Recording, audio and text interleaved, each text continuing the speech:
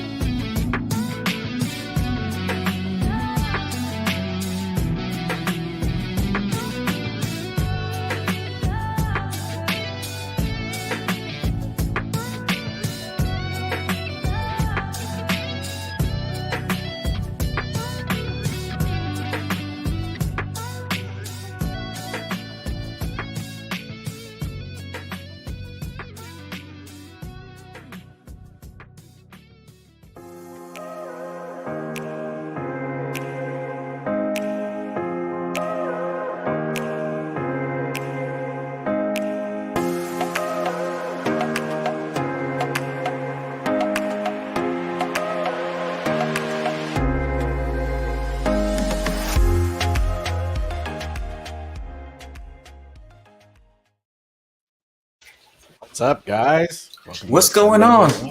Yo. Terry, how are you doing? How's your eyes doing you right now? They're hurting, but I'll make it. Your eyes are hurting? Yeah, just things on my eyes. So I've been wearing sunglasses all day and medicated eye drops, but it doesn't look as good. I can't hardly see this way. That's funny though. He's good. They like the Terminator. It's like Jim McMahon, right from the Bears. Oh yeah, that's true. I didn't even think about that. But that doesn't look as good. I'm just trying to make it this way. So poor guy's struggling. So Pride, what's going on, buddy? Just hanging in there, man. Waiting for Fowler to load up these NFTs so I can lose more money, and more money. I'm telling you, one, right? Fowler, what do you got going on? What have you got in store for us tonight? I heard a rumor that I'm not going to be happy. That's what I heard too. Yeah, let's see what you got, Fowler. Load it up, buddy. All right. Just give me a second here, guys. Mark my head. Yeah, I think you're having a connection issue or something. Yeah, it's clearing up though. Just give me a second here. Yeah, we hear you. Hear you good. So, what's on the agenda tonight? We're gonna do. You got a raffle that you have? You got a raffle that's been going on, or is No, it no, no. This is gonna be all fresh, all fresh. No, all yeah. fresh? So it's not it's not a slew of people that's been sitting waiting and saw it all day. No, this is fresh for everybody who's on the live right now. So let me put the pen in the ledger right now. yeah, get all that ready, man. Get all that ready. Oh no! Oh no! Because tonight So, be a night. some of the other news in crypto. I mean, how was everybody feeling about the announcement Friday night about the name and everything like that? Everybody's happy about it. Truvio, I mean, how's everybody feel about that? I mean, I think the art and everything that looks good, and it is definitely, if you stack it up to all the other projects like on my Discord where you can see all the different, you know, um, profile pictures and everything like that, it's very different than a lot of them. So that, I like that part. The name, all that. I mean, especially from the community. How you feeling about that? I mean, with me, I'm more like I like names, but the names aren't really. Catchy. I don't want it to be a dumb name. You know what I mean. So it's kind of hard because there are crypto projects out there that you're like, I have no idea what the name means, but I'll invest in it. So I think the name's good. I like it. I just like to get the feedback. What about you guys on the panel, and definitely people in the comments, man? Let me know what you think. So, oh no, you are Fowler. You are. That's the way you want it. Yes, that's exactly the one I wanted. Oh, he's gone now. I removed him. Oh, okay. Oh, you took him off. Fowler's like, I put it out there and I'm done. I'm gone. Put him back, didn't I? Yeah, he's back, right? Okay, there he is. I tell you, I do it. I was like, Chris, man, you're gonna kill me. You're gonna kill me. Well, you know what? You share the joy with the rest of the community. I'm happy though. I'm not too happy about it. Yeah.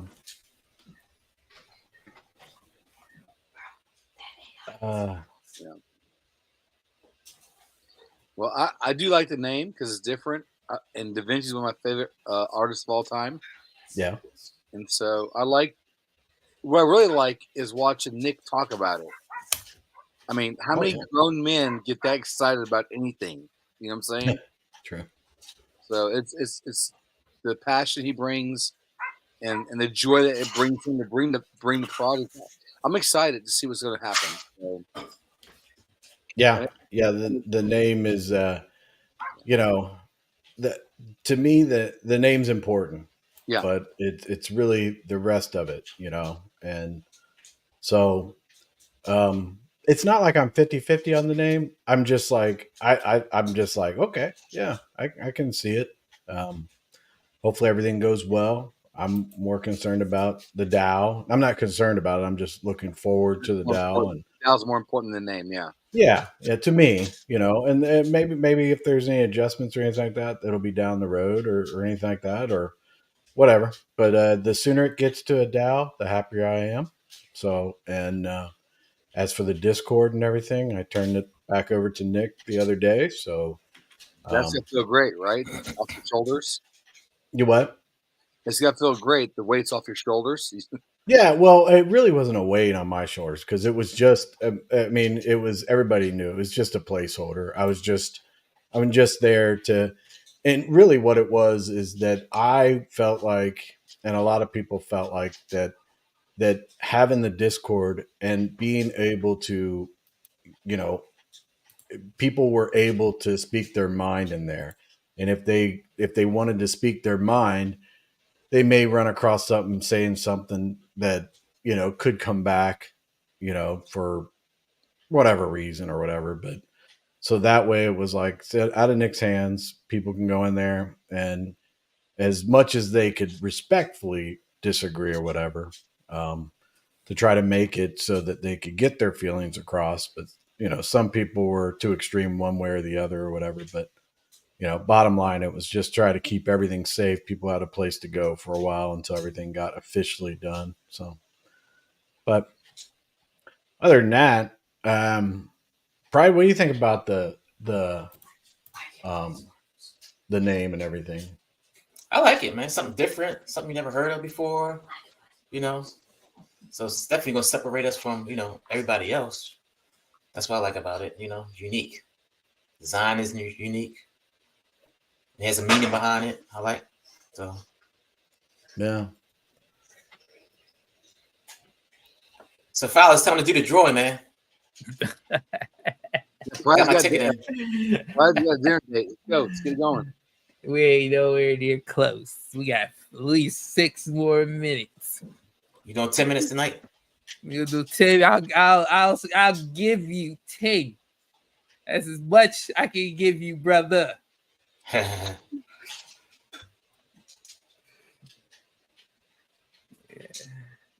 Yeah, guys. We got, and I got a couple more. I got a couple more after this too. It's not, I didn't just come with one. I didn't come with just one. Let's see what we got here. We do the rundown. We got Shadow X in the house. Saying what's up to everybody. Billy Il Bello, Yo. Teddy One's here. Wise Choice Money. I'll take 4th then. Okay. Slumdog Millionaire's here. Eris Disler. What else we got? Peter Sherbert. Richard Hubman, my main man. What else we got different? Local Loop. Yeah. That's it, huh? There's Bert Trubian Maniac. Happy Sunday. Yeah. What's Shadow X? I honestly don't like the name. Sounds a lot like Petrovia. It is what it is. Yeah. I think that there could be a correlation there on that, but Compton's when launching. Well, I think that what Nick was talking about the other night. I mean, I haven't heard any changes or anything like that. He's shooting for around the 8th, right? I think there's a little bit of a delay with all the different negotiations back and forth and everything. So, I mean, yeah. I might have a chance tonight. There's not too many people here. I might have a chance to score some F3s. Might have a chance, bro. You might have a chance. Let's refresh. Are we ready to do this? Is that what I was kind of waiting on you? I thought that we were ready. Man. It's 8:11. It's 8:11, Fowler. Come on, let's go, bro. Nah, man. I said like 6 more minutes. You still got 6 more minutes with 7:09 for my time. We still got at least 3 more minutes, man. Pride's got a date to go on. Pride's got a date to go on. Come on, now. 8:12, man. 8:12. Come on.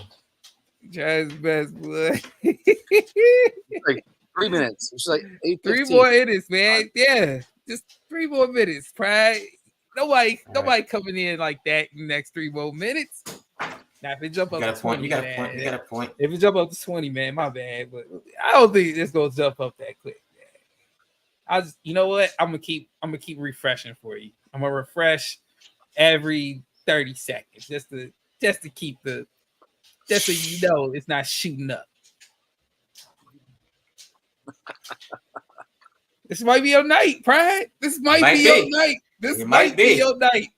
It might be Chris night too. It might be Chris night too, because I know he jumped in there. I'm not saying a word. See?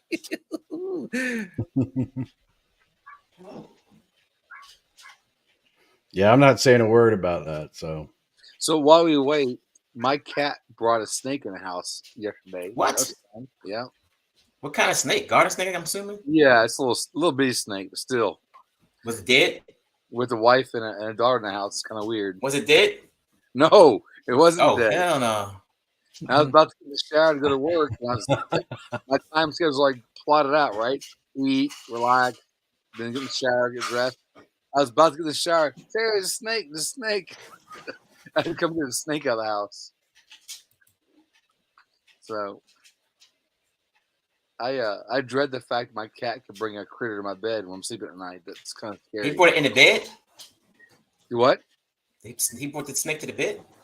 Well, no, he brought it to the by the, but it was daytime, so I'm like, don't bring that snake to my house. But you can have a snake with peanut butter.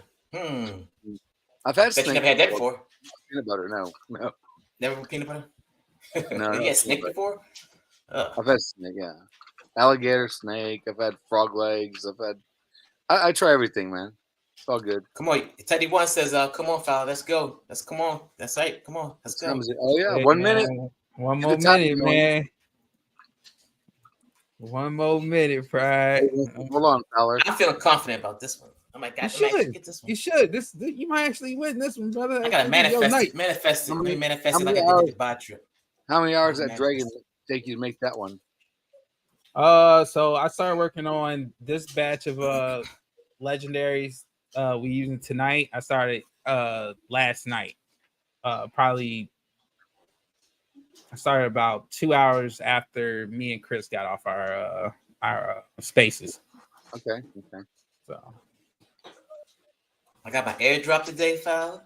Ooh, you got the airdrop? How you like it? It's 8:15. Nice. It's 8:15. 8:15. Let's go. All right, Close that's it up. I'm closing it up. I'm closing it up, man. I'm closing it up.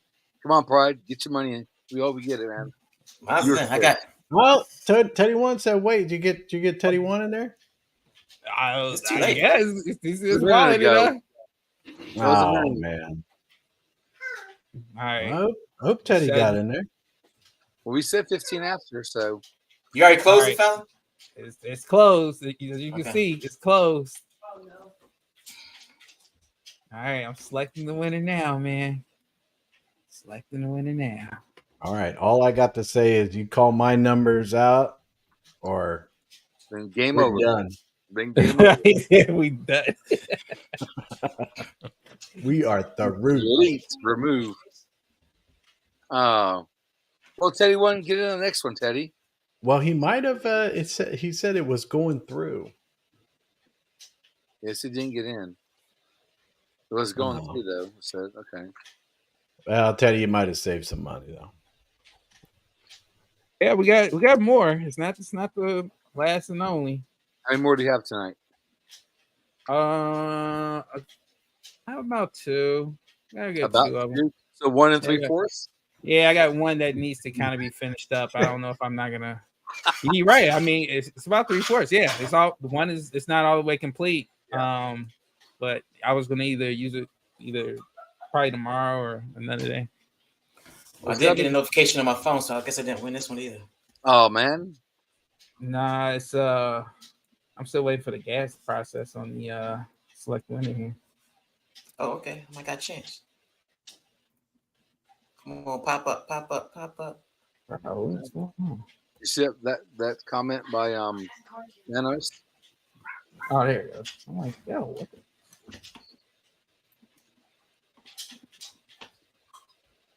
All right, and where did it go? Let's see, guys. Let's see.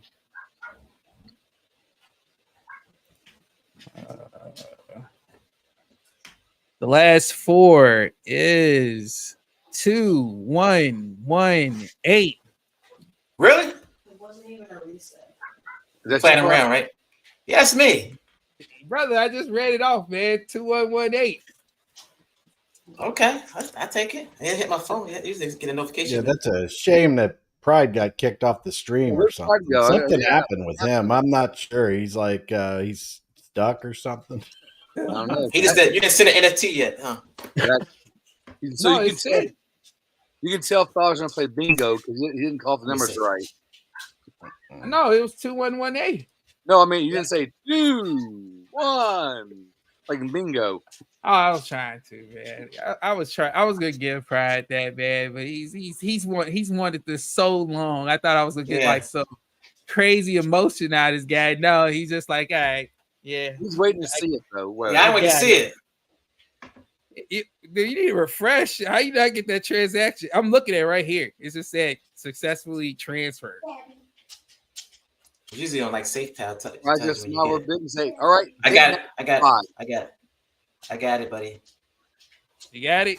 Yeah. He said, "Let me hold off the emotion until I make sure I got it." Yeah, I got it. Yeah. Boom, boom, boom, boom, boom. Here we go.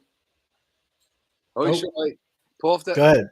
Go So ahead, Pride. I put a comment There we up go. while you're doing it. There you go. Oh, there you go. Bam. Man, oh man. Bam. All right, let me win the next one. Let's go, fella. I need to rank them up. Oh, look at Pride with he's feeling lucky. Yeah. All right, here we go. Hold on, I'm just finishing up the Lottery ticket night, Pride. You're on a roll. metadata on that one. On this next one. Lottery? Man, Pride ain't gonna let it breathe. Boy, he breathe in the him winning and nothing. He just like, go for the next. All right. Yeah. Now. All right. Add it to All righty. collection. Add it to the collections. I hear that. I hear that. Get them while you can. Let's see.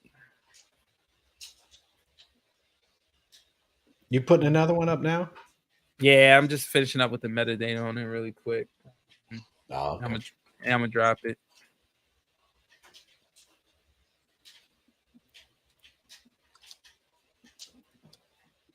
All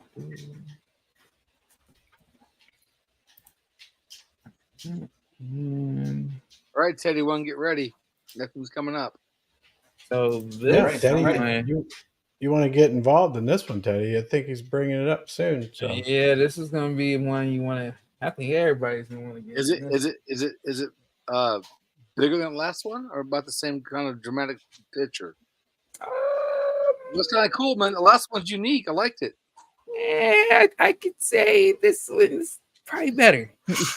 Man, oh, no. it's gotta be Oh, hard to be so good I that you can't reach around your back and be like, yeah, it's good. I got it.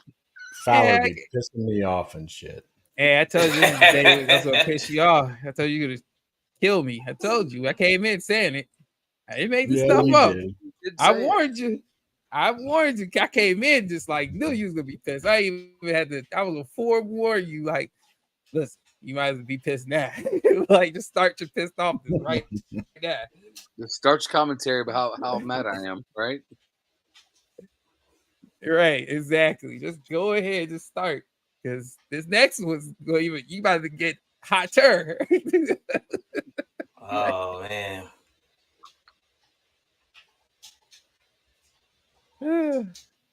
Tabasco sauce hot.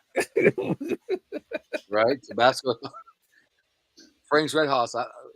Was Frank's Red Hot sauce and put that on everything, right? I put that shit on everything. There you go.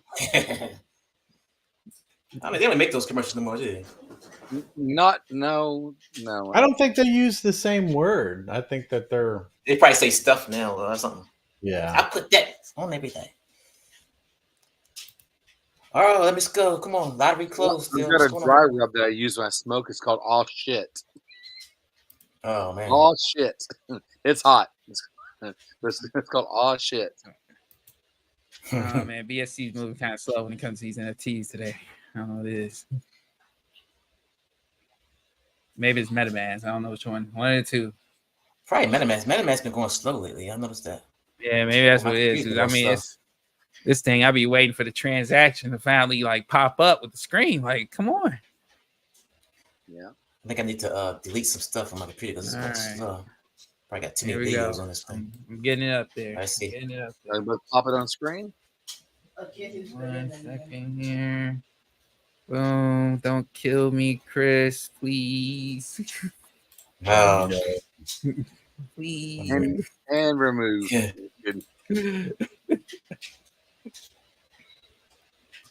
All right. I was a nice guy. I don't know what happened to him. He's just gone all of a sudden. He never comes back on the screen. Yeah, I don't know what happened to Fowler.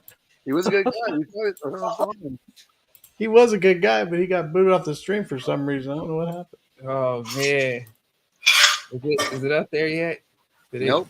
I gotta see it. I gotta refresh. Oh, there it goes. Come on, get up there. It's scared. It's scared to show the picture right now. It's scared. What is going on? Oh no. How's it going? Oh no! PC. All I see is a name. Oh no. Fowler. Don't kill me, Chris. I'm ready. That. That's Chris. That's you, Chris. I'm I might telling have to you. resell. I might have to resell this one to you, Chris. Hold on, let me refresh For all the money I lost in the All the previous money? ones.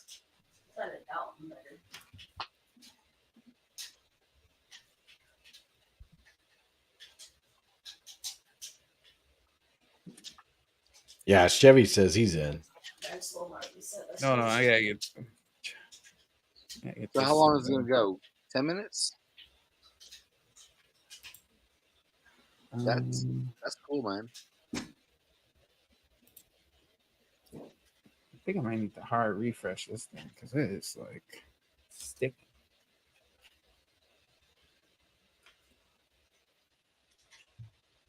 All right, Teddy one, this is yours. Get you some. There you go.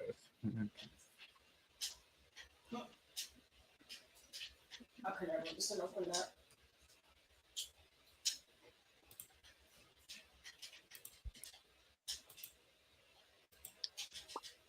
Why is my RPC not working? That's weird. Right, it's trying hard. Look at that.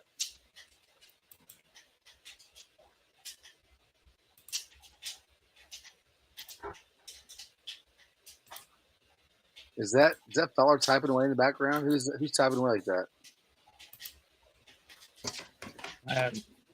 I got my mute on, so I don't think it's me. Not me. Oh, that's probably my son. Game. Oh, he's playing around. Okay, his controller. Yeah, I'm gonna put it on mute. That's all right. It's okay. I just.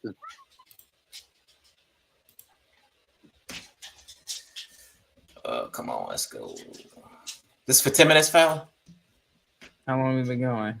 We went at Rick least said 5 minutes. Rick said he can't participate doing this today because of his family. Sorry, man. Hey, man, that's y'all saving grace right now. Is Rickness is not involved tonight? Like, yeah, he is. He says.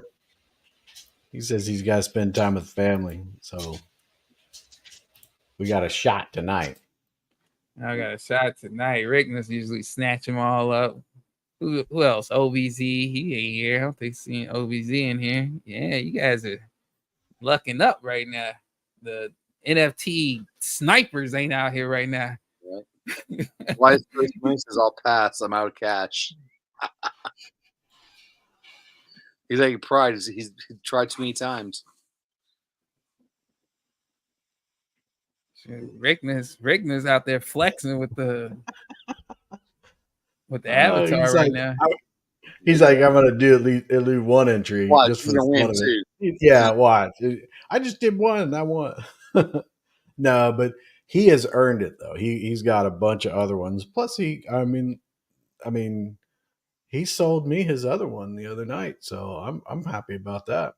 You know. Yeah.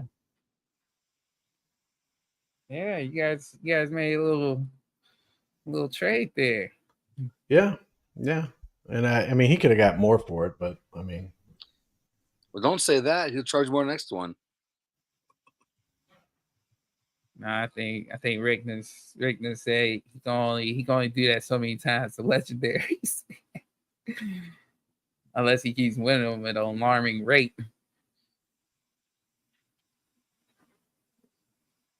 I think we'll go to. No, I didn't see that. Oh, yeah, about like what's it, 7 more minutes.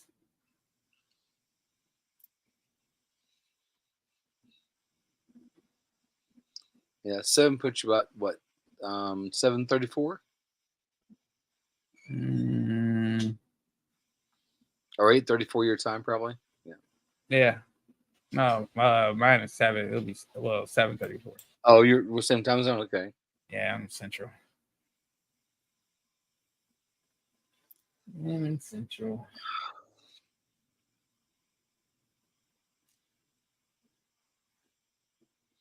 oh, so he's saying Rickness is saying I'm not selling anymore. Just wanted to spread the joy. That's pretty awesome. That was pretty cool what you did. Yeah, I appreciate it a lot, buddy. Gus says hi everybody. Hope everyone is well. Yeah. Did you guys see Fire Hustle got rid of safuu Go Vulcan videos? I did not, but I think I saw a message from you in the Discord talking about that.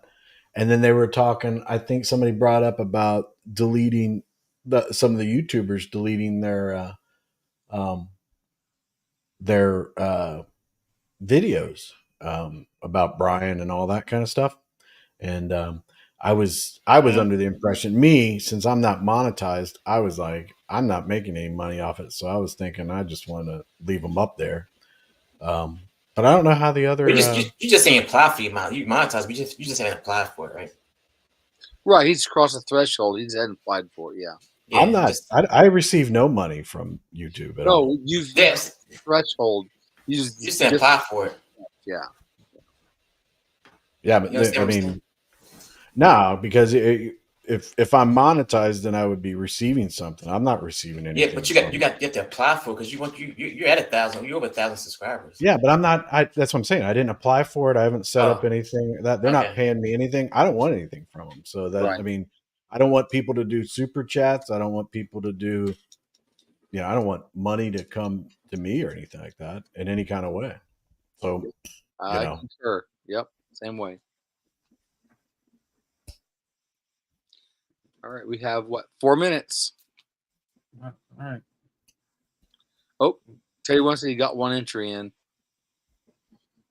Teddy one say he found a way. If there's a will, there's a way. Let's see.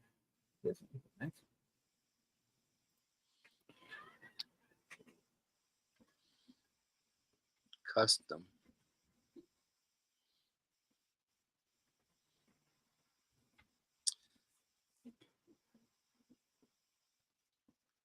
This is the longest no one's ever talked on a live stream, I think, that we've been on. Oh, I get distracted. We're all looking at everything else. We're all looking at other screens and stuff. Yeah, there's different things up there and stuff like that. Jamrock says he wants the link to enter. Oh, better hurry. He's got 3 minutes to do it. Well, let me send it out. So give him some time to get there. Okay. Teddy one got one entry, and Jamrock, appreciate it, Jamrock. Custom game mods. What's up, guys? Teddy says dead air is the worst. Sorry, buddy. I was off doing something else. We're all looking at other screens. So, hey, what's up? The Buff Bros in Roblox. I think that's a name. What's that? And my neck was Buffalo.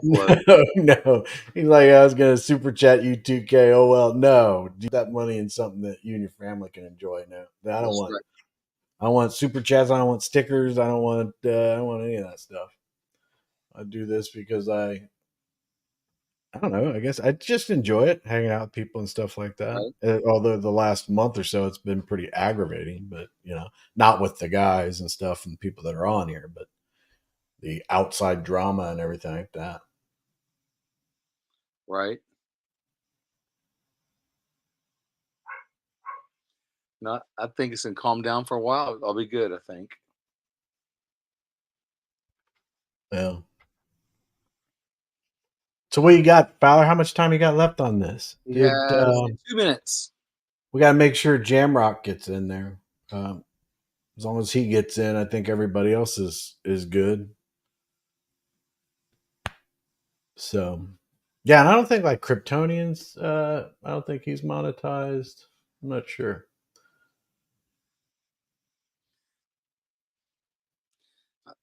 I'm not even close. I don't even care about that. So I like hang out with you guys and talk to you guys. So it's all cool. Yeah. So Kryptonian says he's gonna come on tonight, didn't he? Yeah, I thought I saw him say that, but I never heard back from him, so I'm not sure.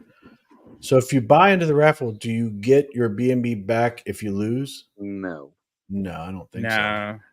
That's like you doing a raffle at a bar and be like, "Hey, man, I didn't win. Can I get my money back?"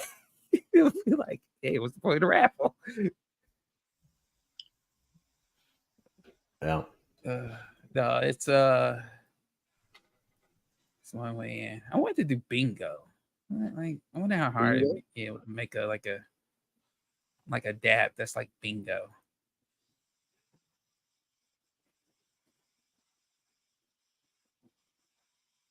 Oh, well, I could. You know what? There's a little new development with F3 Warriors actually. Yeah. We're gonna after we get through the packs, the launch of the packs and everything, these next couple of days, we're going to start. Guys, I'm closing up the raffle. We're gonna start the first progress towards our game, which will be starting creating the DApp for the crafting system, and it's going to be pretty cool because it's going to be something. It's an opportunity to pretty much create.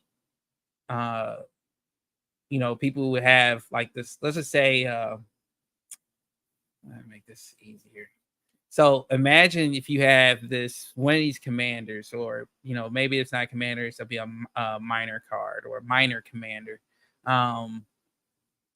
or actually just call them just a weaponsmith or a blacksmith or something like that, some type of smith, some type of crafter, right? And with this NFT, pretty much you would stake this commander, and you would earn a resource that is needed to create a let's just say an item, which would be in the form of an NFT, right? To power the mining machine that in the game you would need to extract resources, which is the point of the game, like the point of to get up the leaderboard, or this is the competitive edge, and also the passive income side of the game itself. So it's gonna be interesting. It's about to get really, really, really interesting, especially when that crafting starts. Terry, did you see Gus Navarro's message here? He said he was going to send you sardines and peanut butter. I don't know. I don't know if Terry's gone away or not. We'll ask him when he gets back. And Chevy says that the roulette game was fun. He enjoyed that. Oh, that's you talking about B&B Pot? Yeah. Yeah, when Pride used to do that on Friday night. Pride, you muted. I don't know if you know. You trying to talk. Talk this whole time. Didn't even know it. Oh, was you saying stop the raffle? Yeah. Stop the raffle. Yeah. Now you bring the B&B Pot. Maybe I'll bring it back Friday night. I'm able to get on Friday night, do a live. You're going to be able to do your Friday night one? I should be able to. I'm on vacation. Fowler, did you end it? Yeah. All right. Who won? It's got like 21. No, I mean, I ended it, but I'm still in the process of getting the winner, the randomizer start going and proving prompts. It's not BSC, it's MetaMask, man. It's like really, really clunky today. I know, my MetaMask is not let me do it on my. I have to do it on my phone for some reason. Saying the RPC is not working. I don't know what's wrong with MetaMask. Some sites is working, some sites is not. Yeah. Did you guys see that the Justice coin or token relaunched tonight? I don't follow much on them. I guess they did their migration and everything like that, and started the process tonight. So hopefully the guys are able to turn something around, But we got Fowler. You got the winner yet? What's going on? I'm telling you, man, MetaMask ain't never been this slow, but it's being slow today. Well, the screen is all. It's got the old one. It's got 10 entries, and I show on mine 21. You got 21? Oh, well, that's just because I haven't refreshed the page. I need to. Yeah, there it goes. Now I refresh the page. Now it's good. It's closed. Oh, there you go. But I'm just now okay. I got 0, and I got 0 entries now. All right, there we go. So it went off. It did the win. And who is the winner? Let's see. 2118. The winner is last 4 9B97. 9B97. Anybody? Who is that? Who is that? Announce yourself. 9B97. Rickness says that the D&D game is on pause until the winner is announced. I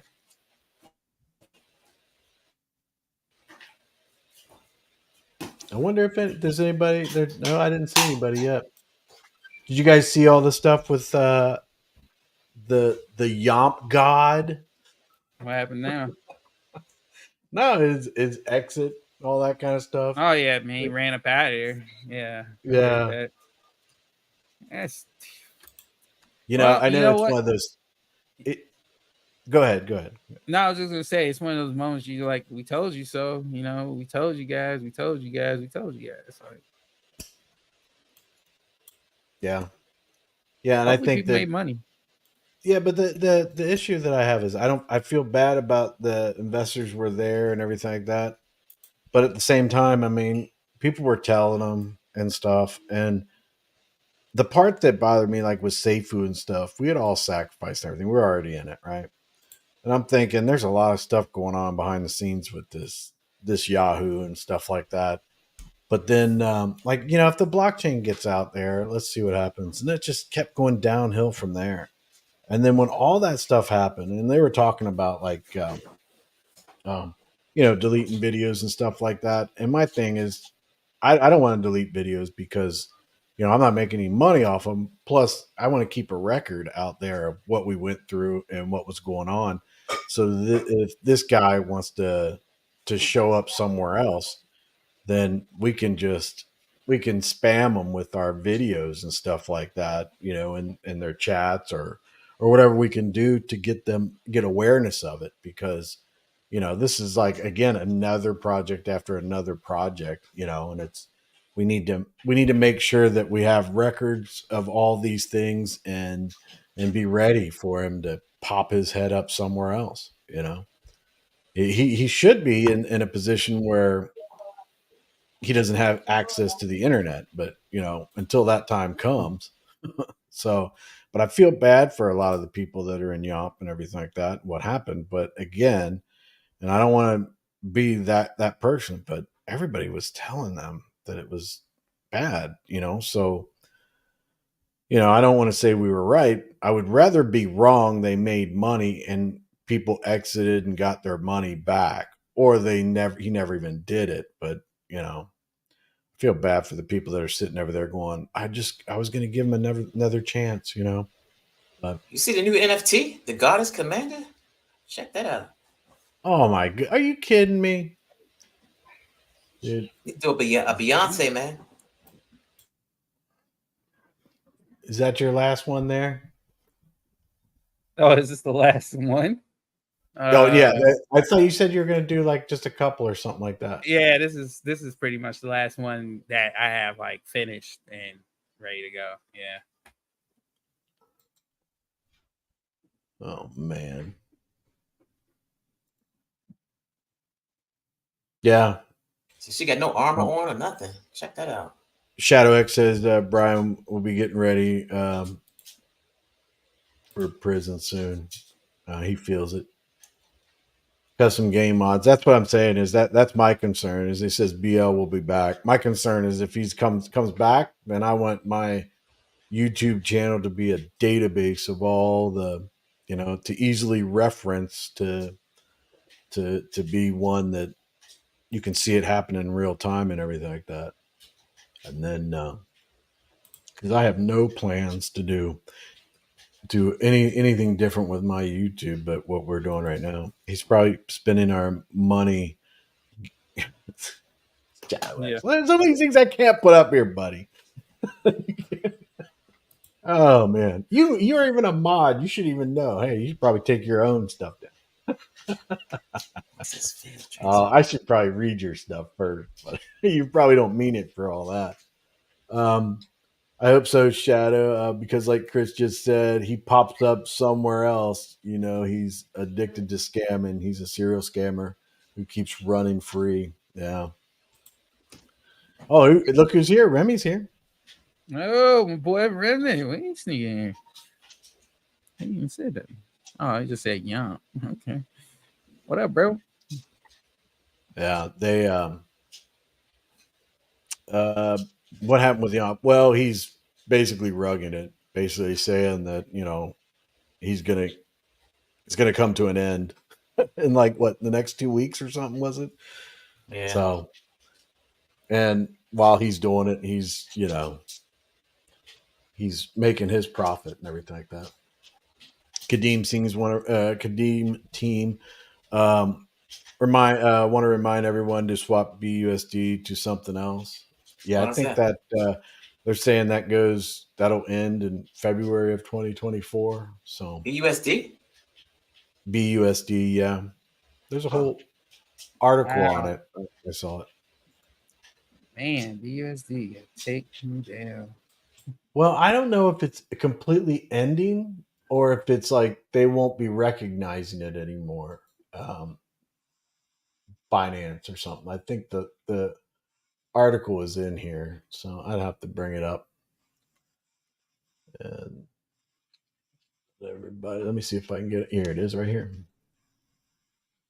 So let me see if I can grab this and I'll put it in. This is the announcement. See if that works. Hopefully people can see that. What's up with this community? It has so much drama. I can't look away. Yeah, right. Ain't that the truth?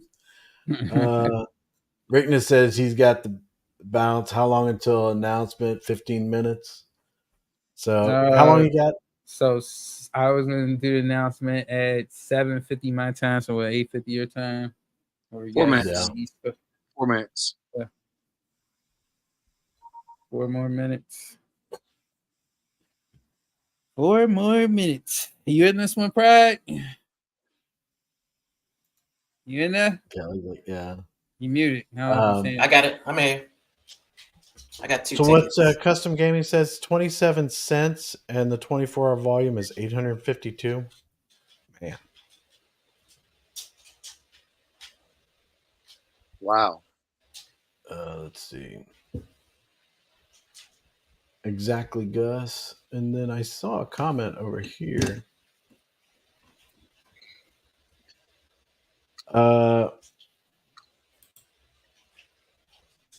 Vinci Lima says, Chris, I hope your broker wasn't my Forex funds. I don't know. I don't have. Is that my Forex funds? I don't have them as a broker. I wonder if something went on. I haven't looked at anything because of the holiday, so everything's shut off and everything's turned down. So I'll have to go check that out. Can you put up the new blockchain Discord? Sure. Yeah. No, safuu warrior, man. What's going on? Yeah, I haven't seen him a bit. I think he posted one time he's been pretty busy or something. Let's see. Jamrock says, I put $10 in Yomp token and won the disciple role in week 2. I only made $313. Well, I mean, you made money. I mean, right. Yeah. You know, I mean, you can't, you know, I mean, I don't want to complain about, you know, all that, but, you know, you made money. That's what I hope. I hope people have stories of them making money. They got out, but with the way it went, I just see a whole lot of people getting wrecked, you know, but, you know, who knows? So what we got on here, Fowler? How long we got on this one? 12 more minutes. Still 2 more minutes. 2 minutes. 2 minutes, huh? Whoa. It's a lifetime on air, isn't it? Mm-hmm. Yeah, it is. That one was the last one, right, Fowler? Yeah, it's the last one, guys. It's the last one. I mean, unless you guys want some, I can raffle off some elites. I got some elite commanders too sitting around. Those are revenue sharing too, right? Terry, you gonna get? You got a question here with your wearing your sunglasses at night. Well, yeah, I have an eye issue tonight, guys. So the light's hurting my eyes real bad, and I've been taking medicated eye drops all day. So if I turn my light off, I can't see you guys. So I'm trying to bounce back and forth between my dark glasses and my reader glasses. So yeah, I'm not being cool. Trust me, I'm not cool at all. I'm a big nerd. It's just an eye issue.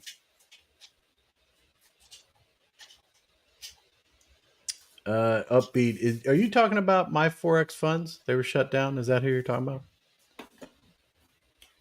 Yeah. Forex reminds me of the way that Forex was in the early days, and they still have issues and everything like that. It reminds me of crypto. They all seem to have some type of issue. I remember when what was it? FX. I forget which one of them was. It's been a long time ago, but they were like they would never fail, and sure enough, anything that says they're never gonna fail is destined to fail. Yeah, that's what I always thought. I was like, all right, so. And I mean, I don't even know how they have such issues. I mean, well, I guess I do. Yeah, FX Daily. I remember FX Daily and all that stuff. But. All right. 750. Whoa. Shut it down. Whoa. Yes, my friend lost 230,000. Wow, that's big money. Sheesh. Man. Yeah, dude, Vinci, I've always been under the thing with my Forex account. I always leave it at a certain. I have 3 different accounts. I leave them at a certain balance, and I move that off the brokers. I never leave that much on there, but I mean, they may have had something different going on. I don't know, but man, I feel for them. That has got to be devastating. That's a big chunk of change. Yeah. Yes, it is. Especially when it comes to those brokers and stuff. I mean, they're just like central exchanges. They're like, it's our money, not yours. We'll give it to you when we feel like it type attitude. And you're like, oh, it's 8:51 or 7:51. Oh yeah, I've already I'll close it down. It's just all right. Selecting the winner selected right now. Slumdog Millionaire says Brian is done. He has screwed too many people. He will never be able to garner the support he used to have. The rise and utter insane fall of the legendary BS.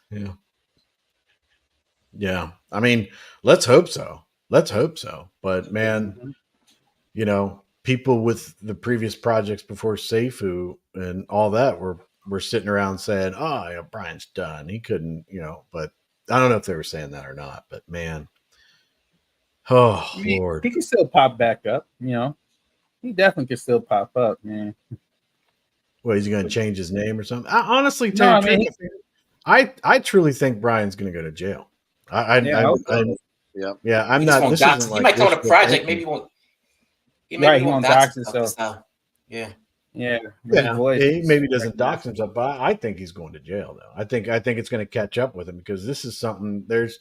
You just can't hide this anymore, and I think the wheels of justice are very slow, especially when it's international and everything. So, I think down the road, 6 months from now, we'll be like, yeah.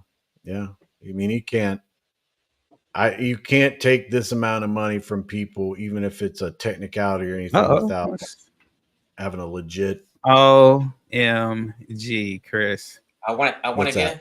Pride, you want again? No, it's not Pride. Man. Chris, the new winner is Rickness. Are you kidding me? Rickness, yes. I tell you what, buddy, you are so. He must have bought a whole bunch of tickets. Rickness, you just do me a favor. It's only Whatever 13 you do, tickets. How many he buy? He put the 2 or 3? tell me what you're doing, Rickness, I bought and I 3. will follow you. He bought 5. Oh, wow. He bought 5. I just looked at it before it refreshed. Rick just be killing it, man. He's a sniper, man. He's a sniper. yeah, I see. You guys can't get Rick. This is around and it's low ticket amounts. He's gonna snipe it with a whole bunch of tickets. Man's cold blooded out there. He was supposed to be playing D&D. Sniped us. That's terrible. I'm gonna have to go check that out. That whole story about them.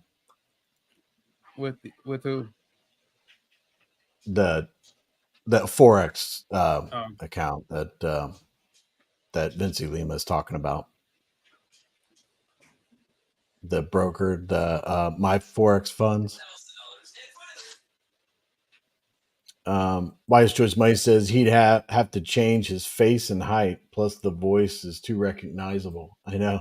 Guys, you know what I'm gonna do? Guys. I'm gonna have people just say guys to me and be guys, like, guys, guys, just no, guys, I would never do that. Should go back to singing and cooking.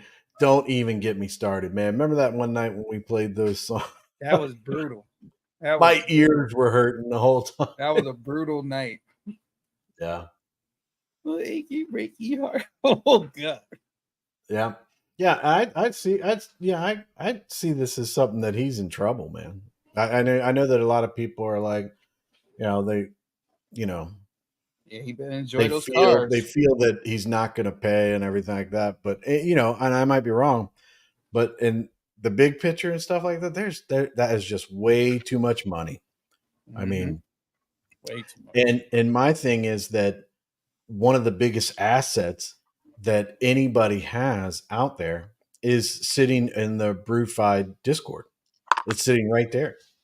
There is an entire channel that goes, I guess they call them channels. I guess that goes back a year more. I actually looked at a lot of it the other day, but I forget when it started. But the evidence is right there, and CoffeeZilla and his video and stuff like that. A lot of the information that he got came from BrewFi. So, and other information he did on his own and, his videos and stuff like that. It was just a collaboration between a lot of these YouTubers and stuff. And they have basically all the evidence over there. So to me, it's like, that stuff's just not going to go away. I mean, the messages that Brian put out, how he's manipulating the chart by saying that he was going to sell this amount if people would react to the emojis and stuff, which I always thought was like, is this guy on drugs? I don't know. What's he doing? And then how he was going to, he would do his technical analysis that even Confirmant was like, I don't know what he's talking about. But he'd say, we've reached a pennant or whatever, and it'll go, it's going to rocket up. And you'd be like, what are you talking about? This chart is so heavily manipulated. How can you do any kind of TA? And that's where I became, I kind of became a supporter of Confirmant, because it was like, you're out here doing TA and basically you draw the line and like, I can't do it anymore. Can't do it anymore. Yeah, it's manipulated. So, but at the same time, you just anybody that has any kind of legal, any kind of contact with anybody that has any kind of case with this legal, you just hook them up with the people in BrewFi, and seriously, they take a couple of paralegals in there and pull out all the information and organize it into a timeline and everything, and they'd have a timeline of his complete scam all the way through, and the sad part about it is there's a whole lot of people that were caught up in it, and me included, and a lot of people everywhere that was like, wait, this doesn't seem right, but I guess, so. Right. But that's going on my rant. But I believe that he's in trouble, and I think he knows it too. So, some dog, what's this? You got a video here? Well, guys, I'm about to cut out. Go out and get something to eat for the fam. Oh, yeah, man, you can celebrate that NFT, man. You got it. So you guys got the Crystal Dragon, man. Yeah. Yeah. At least I got one, man. At least I got one. So and don't forget to put it on your avatar. Thank you. Put it on your avatar on your Discord. Help us out. Right. We would appreciate that over here, guys. Again. Yeah. All right, no problem. All right, guys. Thank you, guys. See you guys. Enjoy your dinner, man. All right, bro. All right. See you, buddy. Yeah. So, I mean, I don't have a whole lot to talk about tonight because, I mean, there's not much going on. We talked about the name and stuff. What do you guys think about coming into the next week? I mean, interesting. New week. No. You know what I'm looking forward towards? I'm looking forward to the quietness without Brian Ledger and Jason completely just gone. They're like completely gone. Like, don't touch it. Don't nothing. Y'all dead. Y'all's dead. There's no Brian Legend anywhere close at all. Right? Like, if he's doing anything, he is doing it as a complete crypto investor. Okay. And I think that right there is it will take away a lot of toxicity that I think most people have been used to dealing with day in, day out. When it comes to, us investing in all this. And now that we know the blockchain is, it has new life. I was sharing in the, text message with the guys, and I was like, some people have, you have people that do like everything, and you have people that don't like what's going on. But the reality is, I showed you guys that tweet that Nick put out, and I circled on there the engagement, the amount of impressions that is gained, is grabbed. That talks louder than anybody, because those impressions is pretty much who is potentially touching to let people know there's something new that you haven't necessarily been talking about, right? Something new, something's hidden. And guess what? It came from Nick Caliani. That's what I said. He has some pull. All right. Now we're going to start seeing where those impressions, were those impressions hitting on some of those people, meaning that Nick is talking about this new blockchain, and the people that are following Nick, are they interested? Are they going to, come this direction? I believe they will. Just off that tweet and how much is being shared right now. So I think, and we're going to be ready soon for our RC1. I mean, people should be excited, like super excited, especially if you're paying attention to what's going on social media.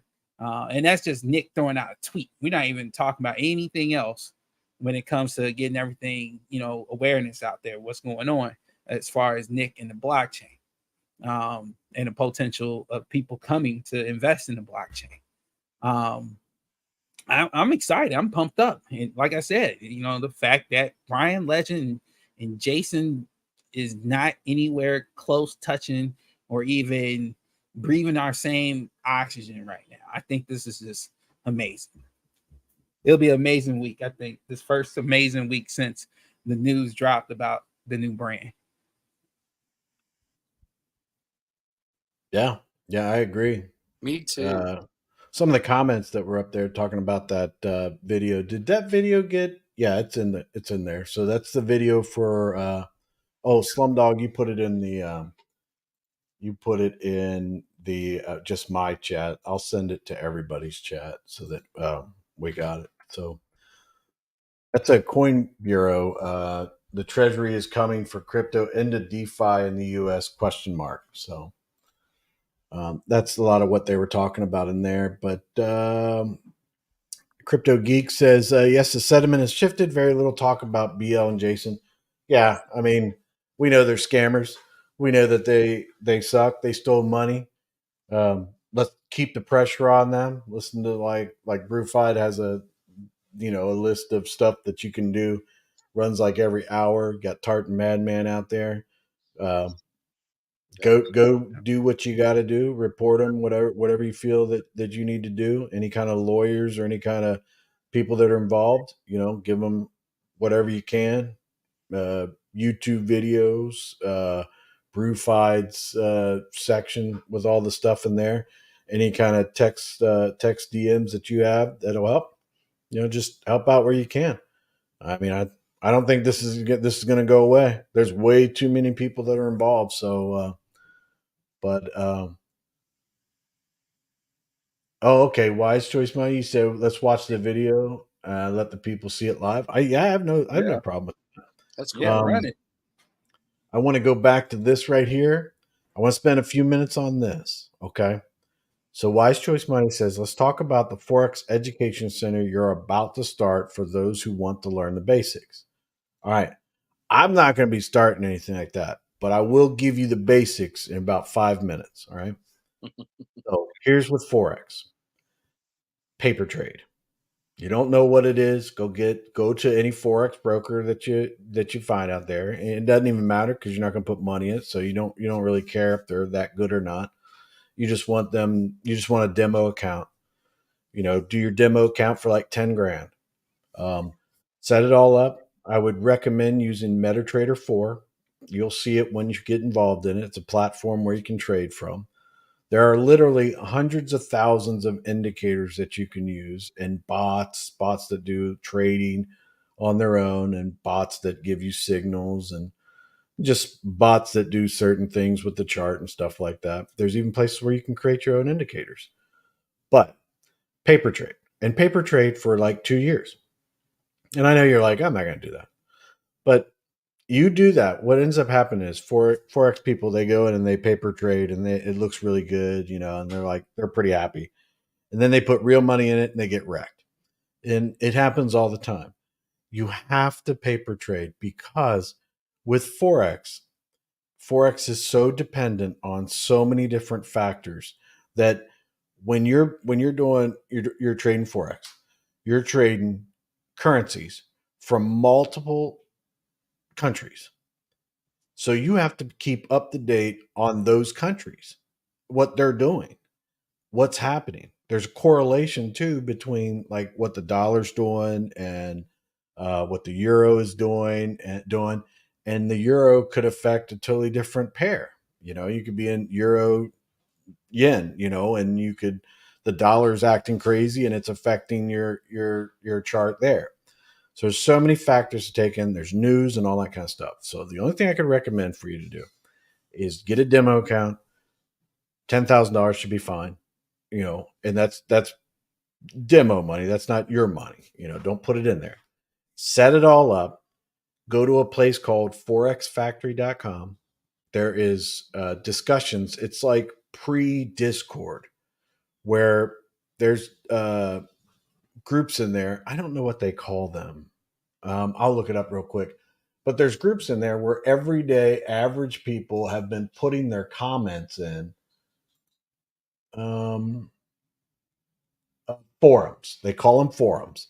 So you go in there and you check out the forums, and each one of them have different indicators, different forums, but they go back to like early 2009.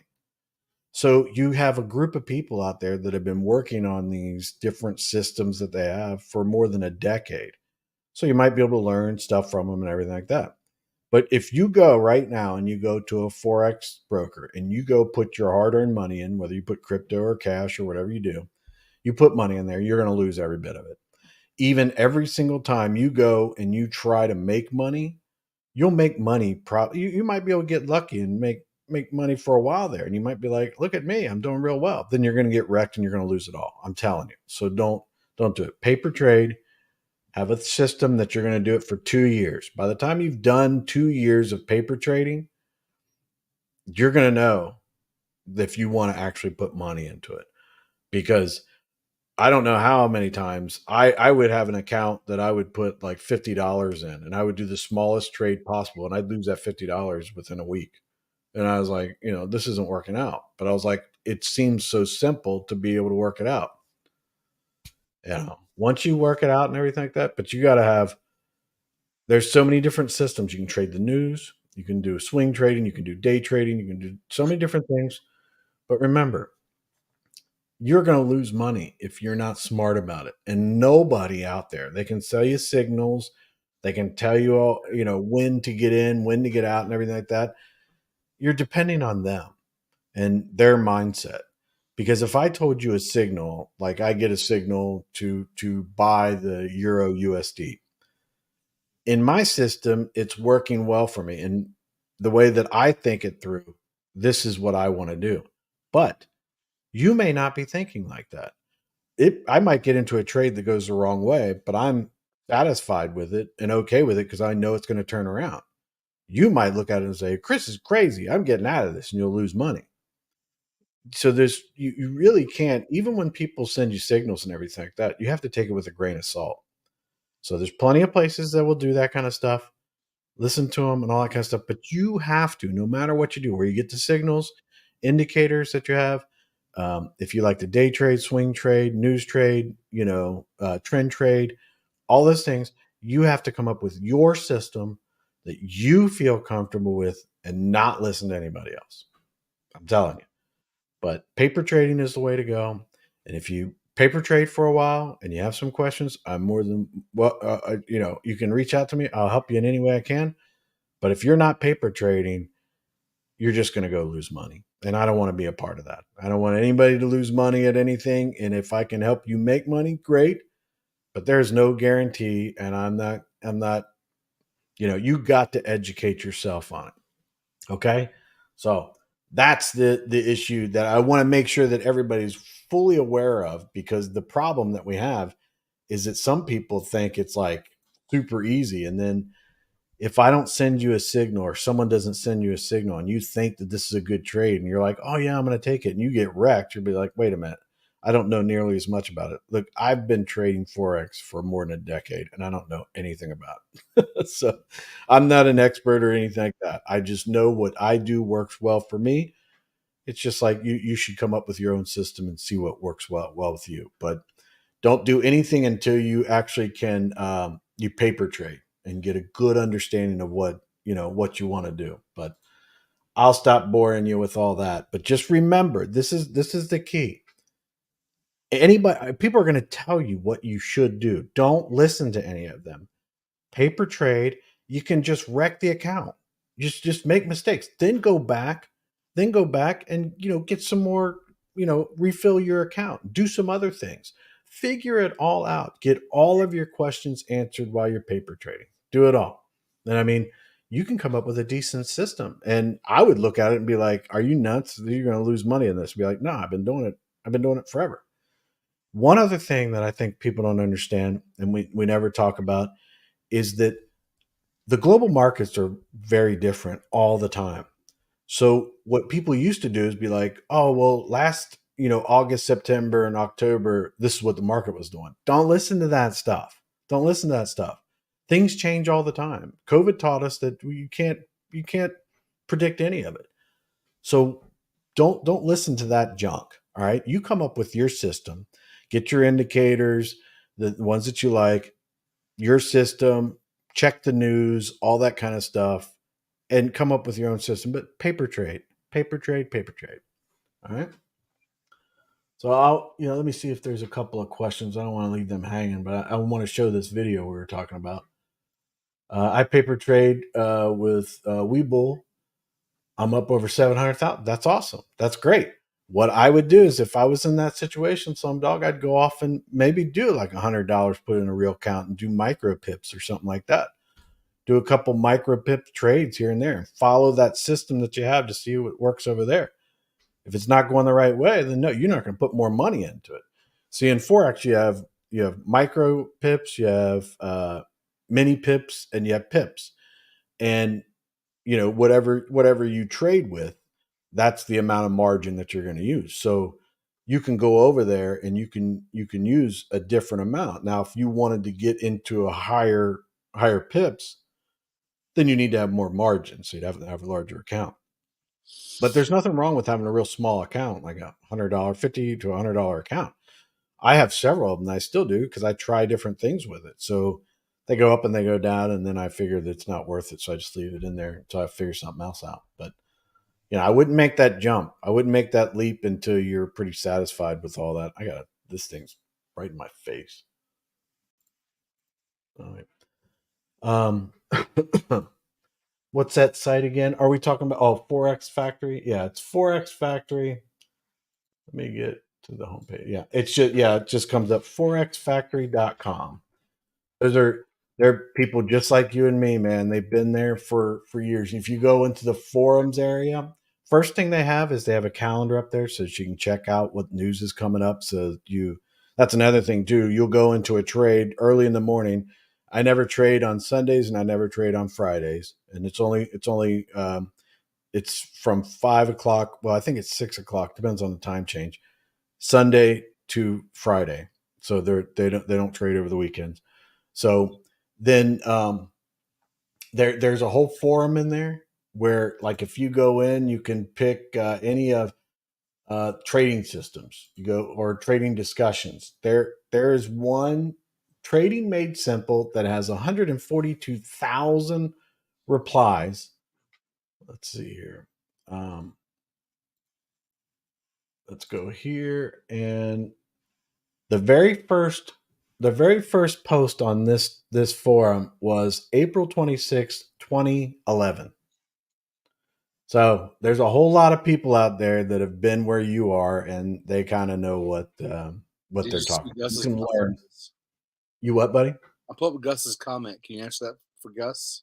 Yeah. Let's see. Why Forex, basically? Over other exchanges? Yeah.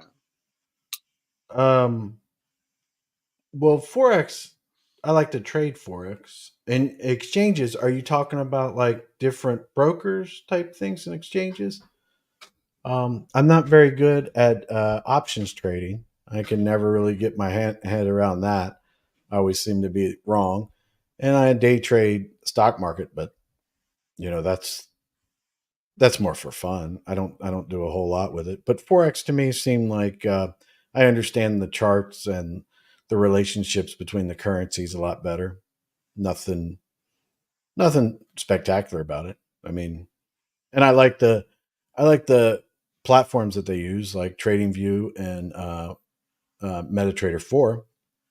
I'm able to create my own indicator type bots and stuff like that, where it gives me signals and stuff off of what I created.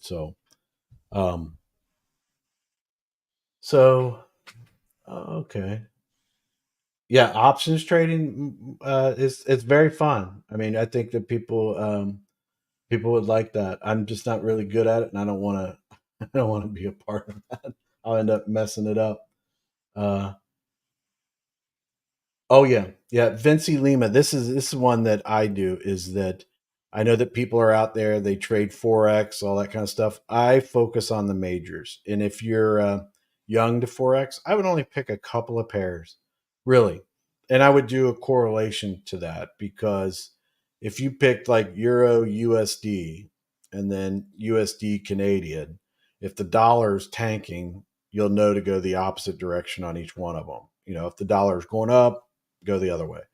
But you're really not going to learn much that way. So maybe like Euro, maybe Euro yen or something like that. But it just concentrate on a couple ones. But I only focus, even to this day, only on the majors. I don't even mess with any of the other ones, the exotics and stuff. But there are quite a few people, even in our community, that do invest in exotic Forex pairs, and they do quite well. So, but yeah, stick with that. Okay. White Shoes Money says, I like swing trading, just don't know where to get the questions I have answered. Drop the form link, please. Yeah, you'll find out a lot there. Swing trading is really good because I follow a trend. I follow overbought and oversold indicators and news. So if you look at Forex Factory or some other ones, you'll see the news in there. And if you see some big red news that's coming up in the U.S., Thursday or Friday or something like that, you'll want to have your swing trade in and out before that time comes. So that's another indicator that you want. And then like with Forex Factory, there are indicators in there that are for free. You can look at them, but with my charts and stuff, I have the news indicator on my chart automatically, so I can look ahead the next 48 hours. So, okay. Here you go. Vinci says, don't buy any course. Everything is available for free on the internet. Exactly. That is my point. That's what I'm trying to get into your guys' head. For the Forex Factory is excellent because it's everyday regular people. You go back to that forum and you look at that Trading Made Simple forum. Just that's the one I saw. I'm not recommending them, but you go there, go to maybe the second or third pages, and you'll probably have people asking questions or saying things that maybe you have right now. And then shoot, you got a decade's worth of experience, people talking to them. It's like having a Discord of like BrewFight, having the Discord about all the Brian stuff. You can go back and look at it over the last decade. Forex Factories like that. So, and I mean, buying courses, buying signals and stuff like that. I mean, unless they're telling you specifically when to get in and when to get out, and you can sit in front of your computer, and even it's tough for them, because could you imagine? I mean, I think it's tough for them because they could put out some really solid, good signals. And then if people aren't taking them when the time comes, if they say, hey, you need to get out of this, it's going the wrong way, take your profit now. They send a signal saying now it's time to settle your account or close all your trade. And you don't for like 5 or 10 minutes or even an hour. And then when you do it, you've just lost lost all your profit. It's just a tough thing with signals. I mean, there's a lot of people out there that have good intentions, but it's the same thing. It's like, man, but I wouldn't buy any courses. I mean, it is really, you know what? This is when I'd say buy a course. If you spent the last 2 years paper trading and you've gone to all the free stuff on the internet and you've looked at everything and you just need to step your game up and you find someone that's got some type of paid thing or something like that, it might be worth your while. But don't do it the first couple of years. Vincey's right, man. It's all free. It's on the internet. That Forex Factory, I think there's probably hundreds of thousands of indicators and robots in there that are free. People make them and they put them out there and say, what do you think about this indicator? They've been doing it for a decade. I have files that have tons. I've shown that to Kryptonian NR and a few people behind the scenes. I have indicator files that have 100,000, like 5 or 6 gigabyte files of all these indicators and bots, and they all worked and did something at some particular time. But that's the problem with the Forex market and with the global markets in general. They're always changing. So what bot you used last September may not be working this September. So, yep. You got to stay fresh, right? Yeah. So let me get through these. I'm spending way too much time on this. I want to show that video from Coin Bureau on the side. Okay, found Trading Made Simple. Simple. Yeah. Which pairs for beginners? Yeah, like I said, I would just pick from the majors, and the majors are going to be. Well, actually, I think they're sitting on Forex Factory. Is it? Let me see. The majors usually sit right at the top. Yeah. Well, I don't do Swiss. I don't trade Swiss at all. So I would say Euro USD, cable, which is the Great British Pound and US dollar. The nickname's cable. USD, JPY, USD Canada, Australian dollar, US dollar, and New Zealand dollar, US dollar. So, a combination of those. There's correlations between those because of the US dollar and stuff like that. But at the same time, I would only stick with maybe pick 2 of those. The cable usually has a high spread, so I wouldn't probably trade much on cable right now. You'll understand that as you go along. But Euro USD is always a good one to learn off. It goes up and down, has decent movement, and you can kind of see where it's going. Other than when news comes up, which I don't see a whole lot of news coming up in next week. So Australia, as their cash rate and RBA rate statement. That'll be tomorrow. Canada has some things going on. And then U.S. dollar has unemployment claims on 2:30 on, I think that's Thursday. Yeah, and then Friday there's Canadian issues, but you might be able to have a decent week paper trading on Forex. But like I said, if you put money in there, just expect that you're going to lose it because you're gonna look at the chart and you're going to say, oh, I know what's going on here. This is easy to see. And then when you go into a trade, it's going to go the exact opposite of what you did. And you're going to be like, how did that happen? I don't even understand it. So,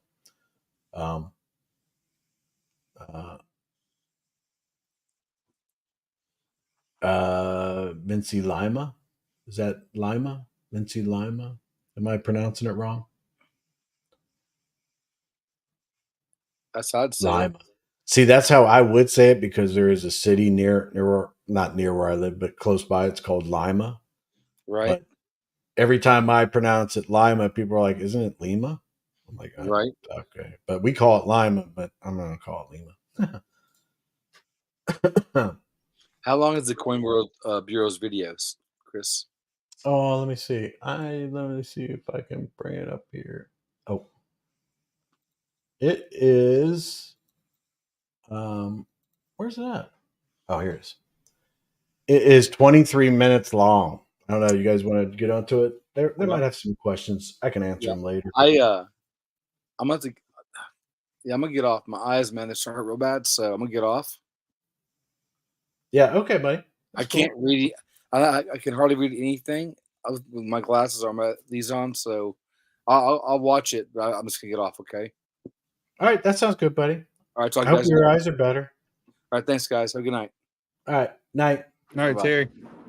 Hey, man. Any good brokers? That's another thing. If you go to forex.com or forexfactory.com, there's a tab at the top that says brokers. They'll give you a breakdown of all the different brokers, what they trade, their spreads and all that.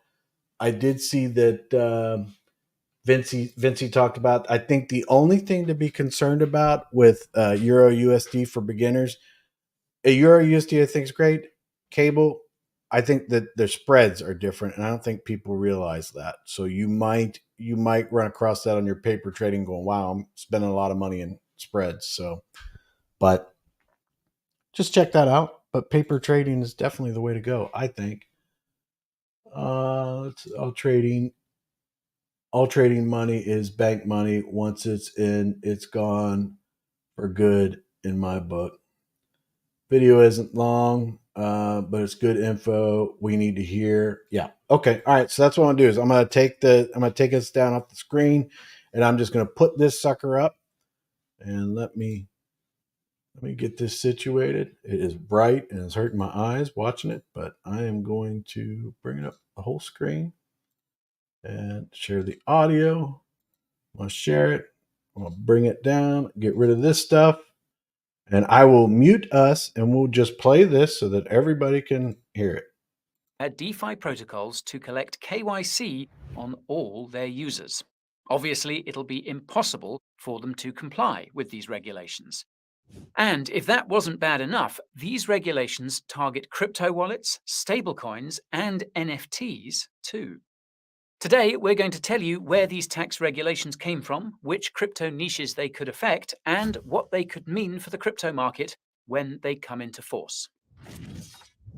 Back in the summer of 2021, US politicians began the approval process for the now infamous infrastructure bill.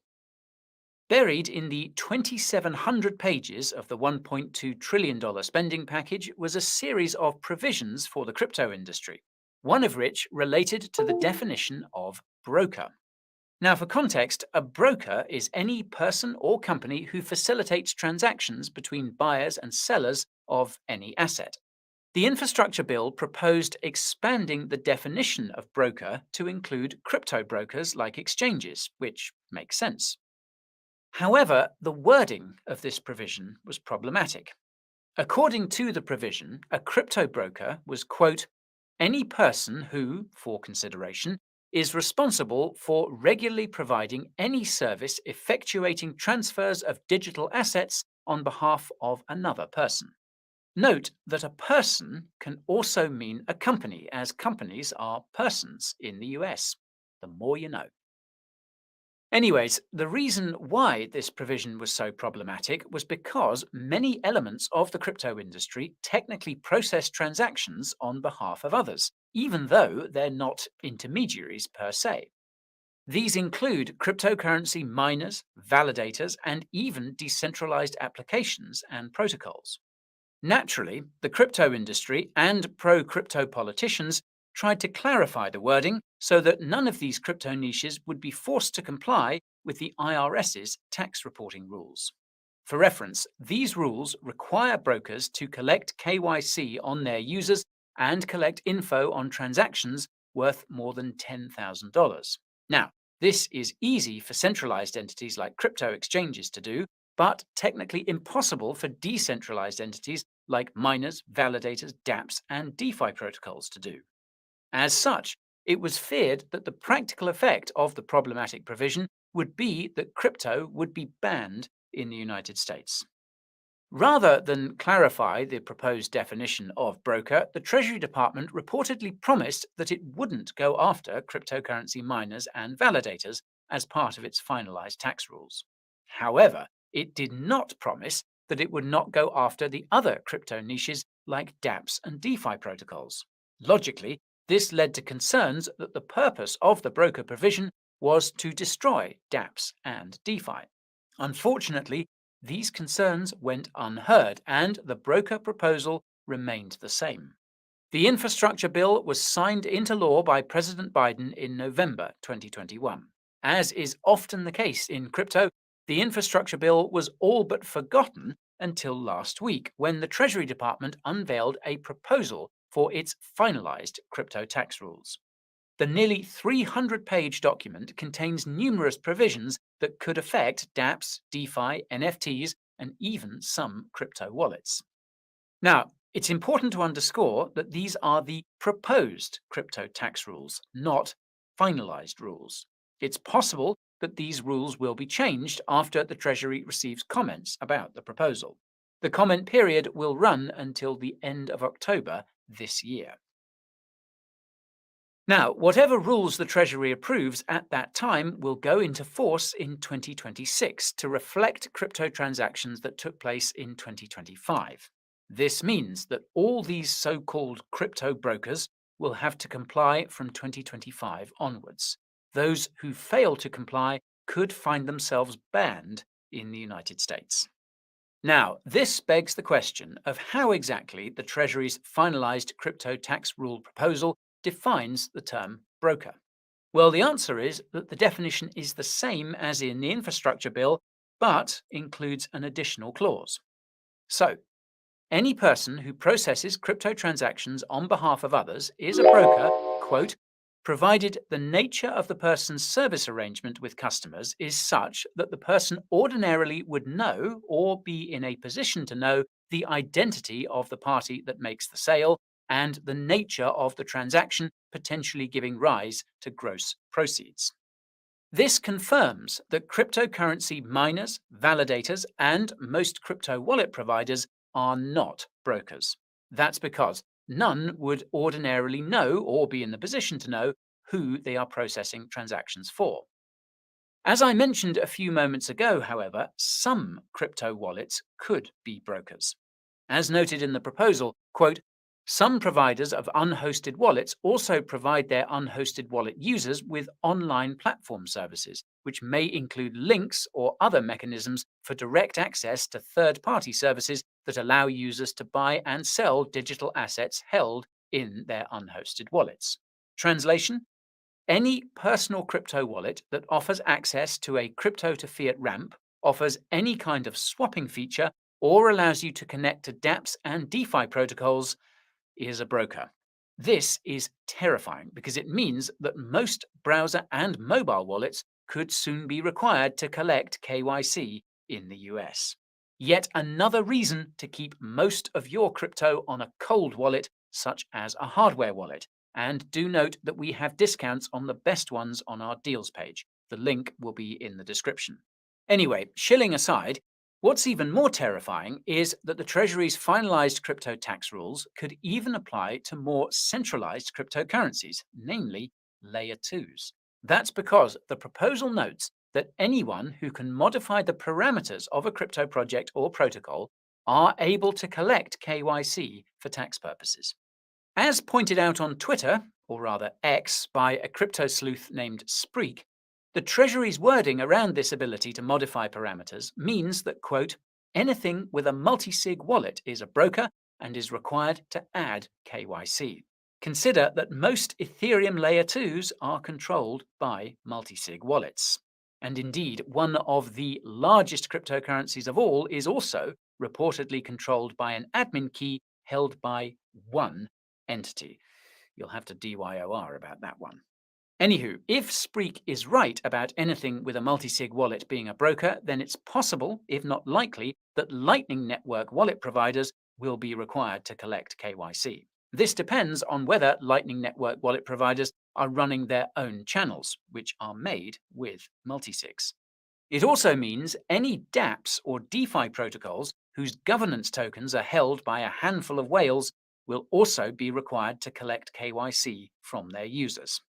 Now, this could be the most terrifying possibility of all, since, according to a report by Chainalysis, 1% of governance holders have 90% of the voting power in DAOs.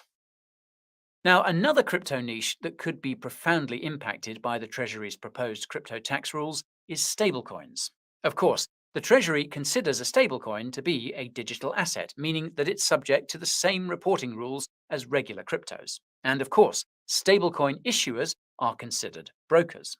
The question then is whether stablecoin issuers will be required to collect KYC from stablecoin holders, or just those who mint and redeem their stablecoins for fiat. If you watched our recent video about the Fed's warning to banks, you'll know the new defense bill includes a provision to KYC stablecoin holders. Can you guess who's behind that provision? Now, the good news is that the defense bill still hasn't been passed, and there are two versions of the bill in play, one of which apparently doesn't have the KYC provision. The bad news is that this is a similar situation to what happened with the infrastructure bill, and the outcome could likewise be similar. Anyway, speculation aside, the Treasury specifies in its proposed crypto tax rules that stablecoins do not fall under the definition of cash. Funnily enough, this conflicts with recent comments made by Fed Chairman Jerome Powell about the central bank seeing stablecoins as a form of money. This is significant because if stablecoins are digital assets in the eyes of US authorities, then it means that it's entities like the SEC that should regulate them. Conversely, if stablecoins are a form of money in the eyes of US authorities, then it means that it's entities like the Fed that should regulate them. It appears that the Treasury is aligned with the SEC when it comes to stablecoins, but also appears open to siding with the Fed.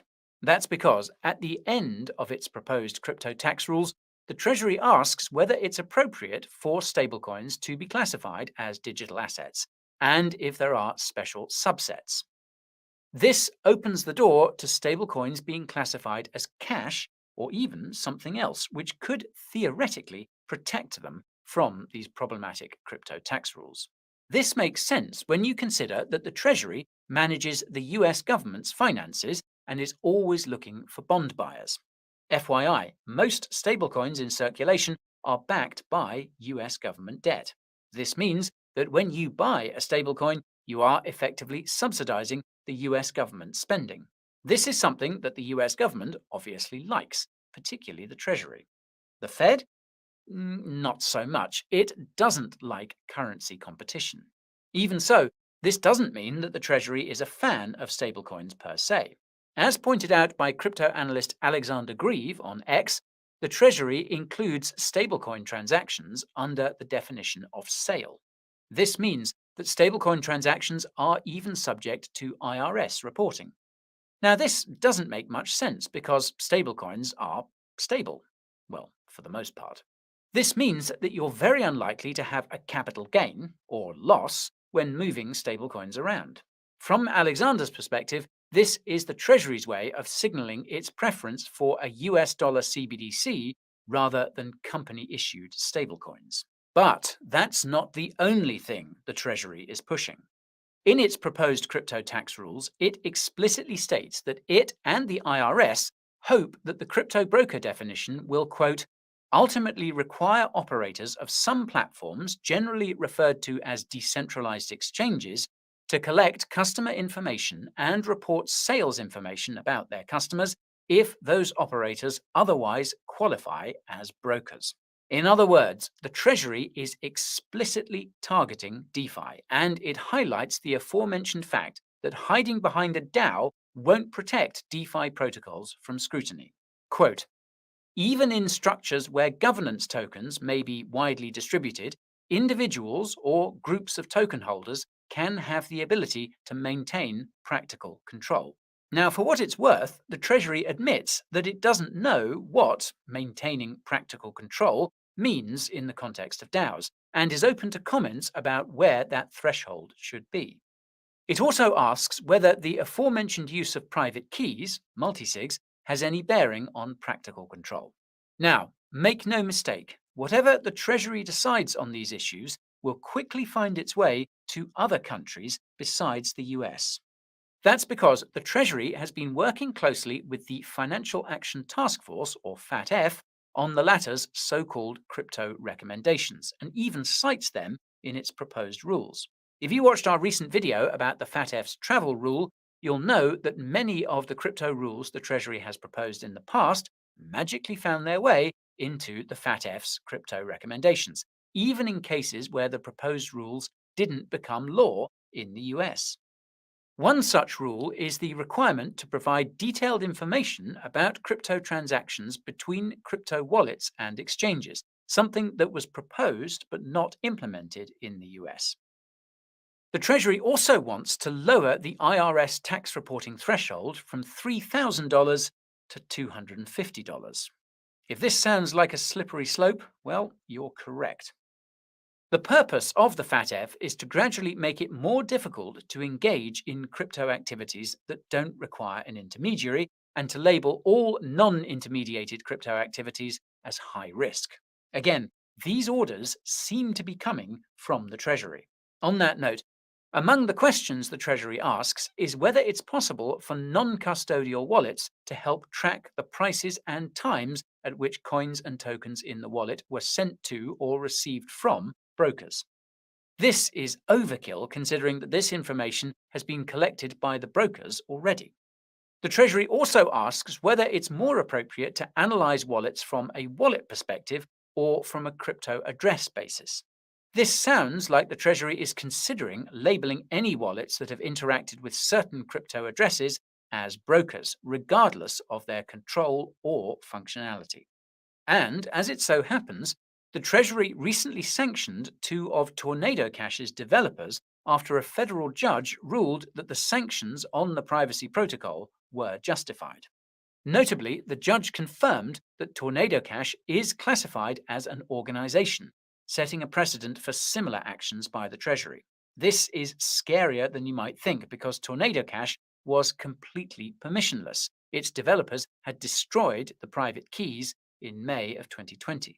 Not only that, but the privacy protocol had a built-in compliance tool that would allow users to prove the origin of their funds if asked to do so by authorities.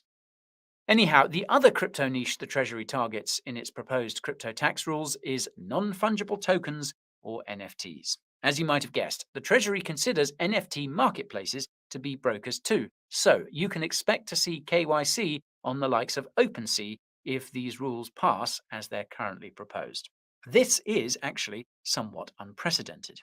If you've been keeping up with our coverage of crypto regulations, you'll know that NFTs have often been omitted, even by the likes of the FATF.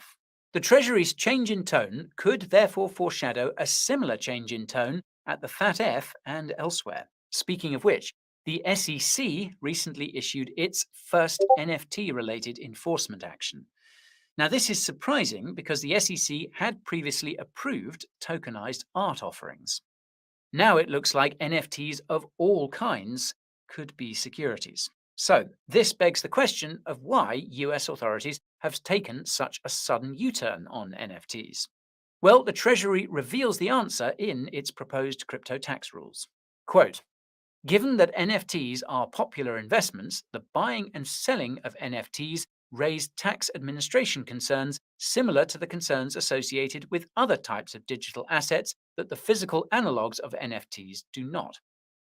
The Treasury also adds that NFTs are much easier to move and trade than fine art, and are also capable of evolving to become more than just collectibles. For instance, some NFTs could someday be used as a means of payment. There are already some protocols that allow you to use NFTs as collateral for loans.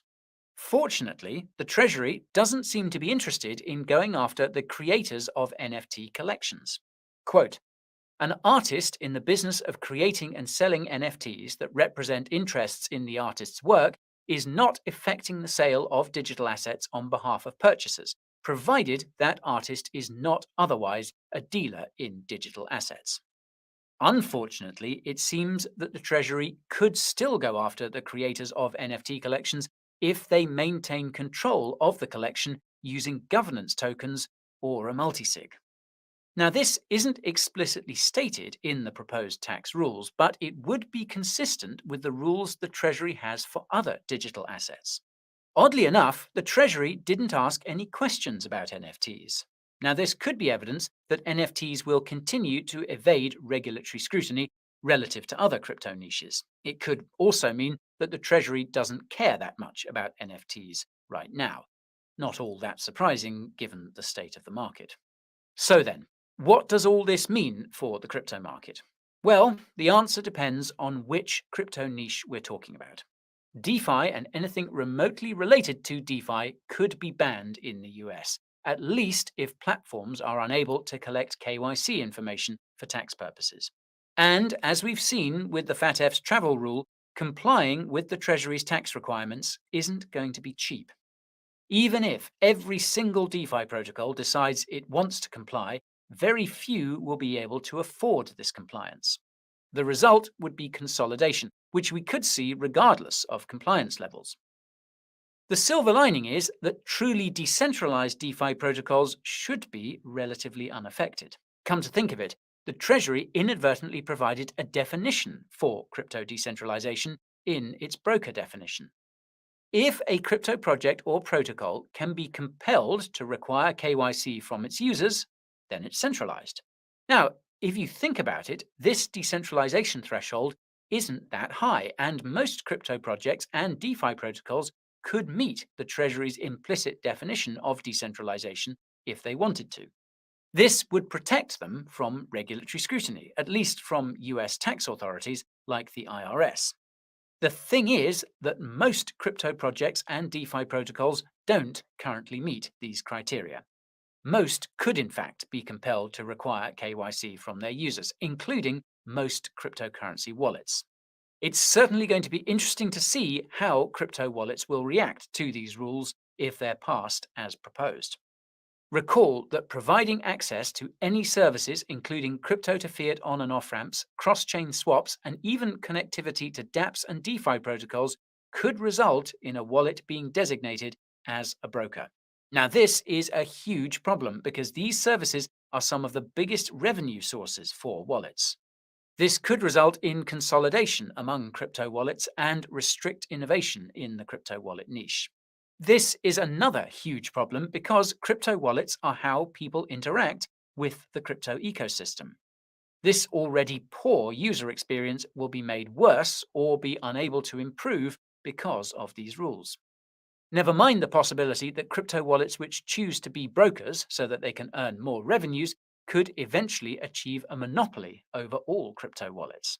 All of these wallets would require KYC to use, and crypto privacy would be dead, along with financial freedom. As for stablecoins and NFTs, meanwhile, what the Treasury wants to do with these niches remains unclear. You'll recall that there seems to be a bit of a regulatory turf war going on between the Fed and regulators like the SEC. NFTs also seem to be too nascent to craft any concrete guidance around, at least for now. Until the Treasury's attitude towards these niches is fleshed out, they will remain lumped in with other crypto assets subject to the same reporting requirements. If you transfer more than $10,000 worth of stablecoins or an NFT worth more than 10K to or from an exchange, that info will be shared with the IRS. Now, this is the part where I'd say that these regulations would be just in the US and that these crypto niches could thrive elsewhere, but I'm afraid I can't say the same in this case. As I mentioned earlier, US authorities seem to have significant influence over organizations like the FATF that set regulatory standards. Lo and behold, the G20, another US affiliated organization, will soon be meeting to discuss global crypto regulations that they will implement in each of their respective jurisdictions, with the FATF as enforcer. You can find out what crypto regulations they're planning using the link in the description. And that's all for today's video, folks. So if you found it helpful, help us out by smashing that like button. If you want to make sure you keep getting more helpful crypto content, subscribe to the channel and ping that notification bell. And if you want to help others in their crypto journey, share this video with them. Now, if you're hodling until the regulatory FUD blows over, make sure you're accumulating on an affordable crypto exchange and storing your crypto in a secure hardware wallet. The Coin Bureau deals page happens to have up to $40,000 of bonuses on the best crypto exchanges and the biggest discounts on the best hardware wallets. The link will be in the description. Thank you all for watching, and I'll see you next time. So, till then, crypto friends.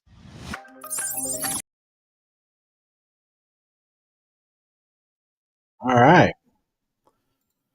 Man, that is jam-packed with information. The people at Coin Bureau, they always do such a good job. I don't know how much you guys want to talk about that. I do know that one thing that I did see in the comments from Wise Choice Money was talking about a good broker. I do know that if you download MetaTrader 4, you can do a paper trading account with them. You don't even have to have a broker, I don't think. So, like I said before the video, paper trade when it comes to Forex, and even when you think you've got it figured out, keep paper trading. So, Fowler, are you there? What do you think about that video? I don't know if he's even back yet. OBZ says he's late, but at least I made it. And Gus says he's got to take off. NR Legend said that he might join us if he could break free, talk about a little bit of Forex. But, I'm not 100% sure if we're going to go much longer. I don't know if anybody has any questions about Forex. I think I pretty much explained my part of it. If you get a Forex trading account, you get a paper trading account. One of the things that I do, and I tell people, maybe if you trade on, watch the chart on like a 4-hour chart, 2-hour, 4-hour chart, or something like that. And you see something that you think that you're gonna, you got a trade coming up. Drop down to the lower time frames, like a 5-minute or 15-minute, to find when the best time would be to do that. I guess I could show you. Let me see if I can. I'll show you this. I have an account. Now, this doesn't have any money in it or anything like that. And this is pretty much similar to a trading setup that I use. So this is what a MetaTrader account looks like. All right. So in here is I have a 15-minute chart for Euro USD, and I have a 4-hour chart. Now you can change those around and everything like that. And I have a couple of different indicators that give me kind of trend and where they're going and all that stuff. So, and then I have a couple indicators that tell me you know, when to do it. It'll be either you're going to sell or you're going to buy. And it's pretty much set up here. You can, this is for one lot. You can do like 0.10, 0.01. But here's the kind of the setups that I usually look at. But this is only like 25% of what I would be trading. So, and then here's news that's set up in these areas as to what's coming up into the future. And this is just like kind of like a raw look at it. I don't use these, but they are pretty good. So if you're to look at this, this is basically a statistics that you would see where it's actually traveling and what's going on. So like, see this indicator here, it says it's time to buy. Well, I mean, if I would have gone into it, I would have entered the trade right here and I would have pretty much maybe made profit here, but I would have lost a whole lot. So any of these indicators will give you an idea. Plus these are lagging indicators too. So, you know, kind of, yeah, over here too, wrong indicator here. But the trend, this is usually like right down in here, you'll see like a trend where it's all this red means it's selling and all that. And then this is buying. So it gives you an understanding of where you're at on the 4-hour chart. But at the same time, you know, you got to use like a smaller time frame before you would actually enter into anything like that. MetaTrader 5 is a different version. I think it uses bots, and it's good for forecasting and for strategy testing. I don't use MetaTrader 5, never have, but there are some people that love it and can create a lot of things with it. They do a good job. Me, it's taken me long enough to figure out MetaTrader 4 to jump to MetaTrader 5 is like it's a jump up for me. Although there are some bots that I've created that I've run on MetaTrader 5, not a live account or anything like that, but to see how they run, and it seems to be a better platform. But that should that's about it. I mean, I know that there's a lot of different people. So I don't know if I don't know if NR is going to be able to join or not. He wasn't able to get away. And I think Kryptonian talked about joining, but I guess he got caught up in some stuff. Does Weeble paper trade count? I've been up 20. I don't know much about Weeble. I don't know. I've never really used them at all. So you set that up by yourself? Yeah, that's all me.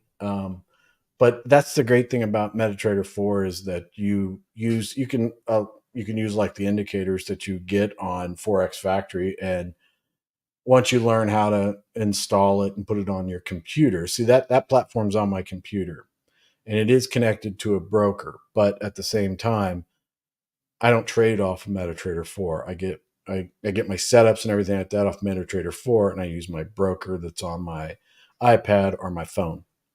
So I don't enter trades on MetaTrader 4. You can do it, and if you're paper trading, it'd probably be a lot easier for you to do. But yeah, those setups and the indicators that you have there's places where you can actually take indicators that you've created, and you can combine them into some type of trading bot or something like that. But in doing all this while you're paper trading is giving you an enormous amount of experience. But the most experienced Forex traders out there, and I mean, listen, they probably have good systems and everything like that, but I've been trading for a long time, and I probably am. You can be experienced in Forex, but you surely are not knowledgeable of it. The markets can just flip on you completely, and it could be the best trading setup that you ever had in your entire life, and it goes the opposite way, and you know it makes everybody look like a fool. What's going on, NR? What's going on?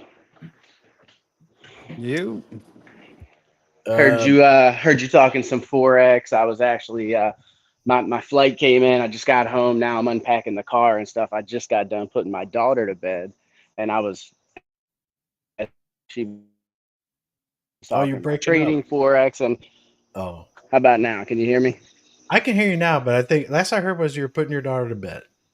Oh, okay. So I was putting my daughter to bed and I was listening to the video that you played, and I'm like, oh man, I'm once she goes to bed, man, I'm gonna jump in and talk about some of that stuff, man. I know you said you're not going much longer, but figured I'd jump on and say, hey, feel like I've been out of the loop here for a couple days, so just got back from Yeah, Nashville. Yeah, Nashville is so wonderful. I don't think I'll be able to it's a make cool it, but I town. have family that are going to be down there in October, so it's nice. It's a cool Nice. town. It's definitely a cool town. We stayed at the Gaylord.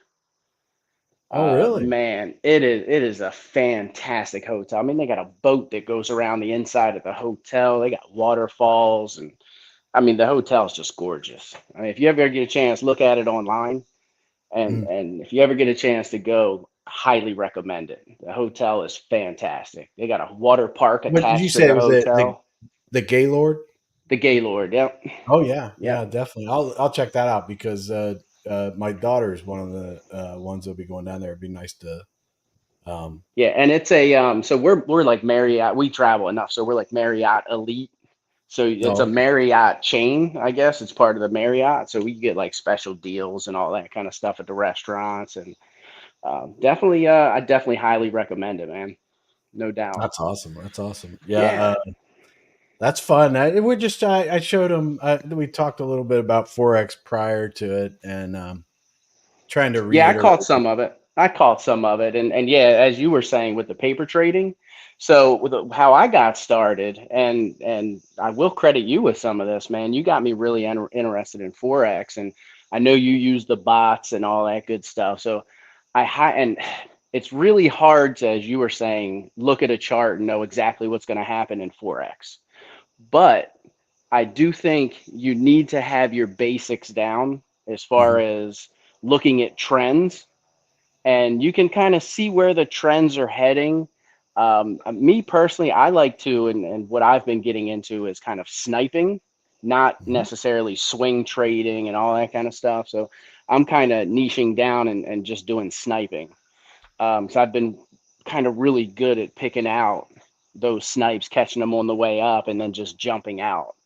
Um, Well, the lower time frame charts make correct. sniping very Correct. feasible. However, you do need the longer times to kind of Yes. catch those trends. So you really need to learn how to read charts. And I would say spend minimum 3 to 6 months before you put your own money in, maybe even a year or two, as you were saying. Mhm. And you can go in. There's a broker that I use. It's called NV. I think it's NV LLC. You can use Mhm. it with MetaTrader 4 or MetaTrader 5.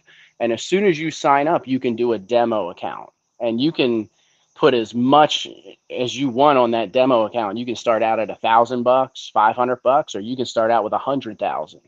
And I Yep. would suggest mimicking whatever you're planning on putting in the market, or if you're going to go for like a prop account, a prop firm account, maybe mimic what you're looking to do with that prop firm account.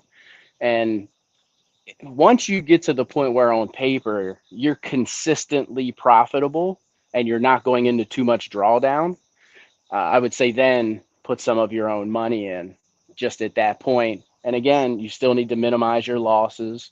Right. It's but it's definitely cool, and the market will tell you a lot about yourself, your temperament, your personality, Mhm. whether you're a risk taker or not, whether you get nervous. The market will show you very quickly a lot about yourself. I'll say that. um, I've Well, I think definitely the learned a good lot. thing, Yeah. yeah, I think the good thing about forex trading, and I think that what you would find is if you were to spend a lot of time day trading stocks, and then you looked at a forex chart, you'll understand it a lot more. And if you look at a forex chart and you're really familiar with forex charts, you will look at crypto charts, Yep. non-manipulated crypto charts, and it'll Yes. be like easy peasy for you Yeah. because Yep. Yep. you can see what they're doing and what's going on, and because when you go to there's a lot of market manipulation in all securities. Okay, Oh so yeah. Oh yeah. but when you get to like the stock market, you really understand that, you know, if Apple's not doing well, that the prices are going to go down. You know, you see that and everything. And when it comes to Forex, if you keep an eye on world markets, you'll understand that a lot better. And you'll be expecting that there'll be some type of drawdown or some type of pump or something like that. But Yeah, no doubt. when you get into Forex and when you go to crypto, non-manipulated charts, you can really understand. You can understand them. So, like if you did like Bitcoin, for instance, Bitcoin really follows a really decent uh, structure. I mean, they have some manipulation in there, and you can see it with news and things like that.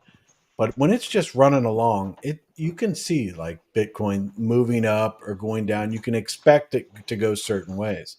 But when it comes to Forex, I think the biggest problem that you have is if you're not paying attention when you swing trade, basically all the stars need to be lined up for you to swing trade in Forex. Day trading in it, I would really reduce the time frame down to like 1 to 5 to 15-minute time frames. Hmm. Maybe do a 15-minute chart and see which way it's going, and then maybe enter on a 1-minute chart or a 5-minute chart. I think you might be able to make it a little bit there.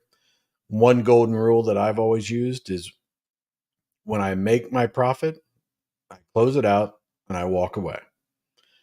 That you'll want to be like, oh, I just made this on this one. No big deal. I'll put it into this trade setup, and you'll be like not thinking it through, not following your system, Yeah. and you'll end up being upside down, you know, and you have a lot of drawdown, and, Yeah, and and I you're going to think be I think that's great advice, Chris. And honestly, I feel like when you go into it for even for the day, when you sit down at your computer and you're getting ready to trade, I think you should set a goal. Okay, Mhm. if I make X amount of dollars, I'm going to walk away. Or if I Right, lose X amount of dollars, I'm going to walk away and come back tomorrow. I'll study the charts that night if I happen to lose. right. And actually, if you're serious about it, I think you should be studying the charts anyway, and you should do it daily. Oh Um, yeah, I have to say that yeah. to me myself. I study the charts all the time, and I would say that I take maybe 10% of the trades that I see. So I mean, Yep. I'm not, but there's so many different trading. Uh, you know, you could. There's so many different ways that you can trade. You can swing trade, you can day trade, you can snipe, you could trade the news. Um, one of Oh yeah, just talking just came up. He's a supply and demand trader. He's What's up, intraday, Leon? so he trades Forex like that. Makes sense. Uh, I mean, that makes sense as well. And I did hear you talking about the bots. And what I'll say about the bots and indicators, and you get some people you can follow, and you'll get signals and stuff like that. What I would say is if anybody's going to use those things in Forex, don't rely on just the indicators. Don't rely on just the bot. Use them as a tool. one very You important know, thing is you guys need to understand is that the indicators that you see on charts and everything, most of them are lagging indicators. So correct. if Yep. you were to take a screenshot at this particular moment right now of your chart with your indicators on there, and then you go back there the next day, that indicator will have moved and changed a little bit Yep. as time went on. So they're Yeah. very lagging. And Yeah. to me, just me personally, you have to do your own research. But when Sure. I see somebody tell me that this indicator, this newfangled, you know, going to save the world and everything like that indicator comes out and it's non-lagging, I really want that's like a warning sign to me. Yeah. It's like Yeah. when people say that contracts renounced and it's not really, it's like really, really. It's like But saying I don't have the keys, right? yeah, I don't have the keys to the fire pit, you know, and Right. I'm like, Right. it's not lagging. I mean, they all seem like they lag. Okay. You got to go with the Yeah. setup. You got to go with, you know, there's so many different ways to trade it. Me, Yeah. Exactly, man. I prefer to swing trade. So with me, is I understand that when I enter a trade, I've looked at all the time frames, I've looked at all the news, I've looked at all the trends, all the Fibonacci, everything like that, and I feel on the lower time frame, this is where I need to go buy or sell, whichever way.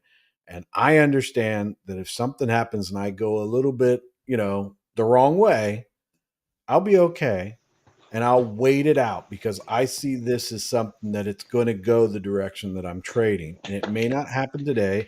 It may not Sure. happen. I usually don't ever have anything last any longer than 10 days, but it could be a day, 2 days.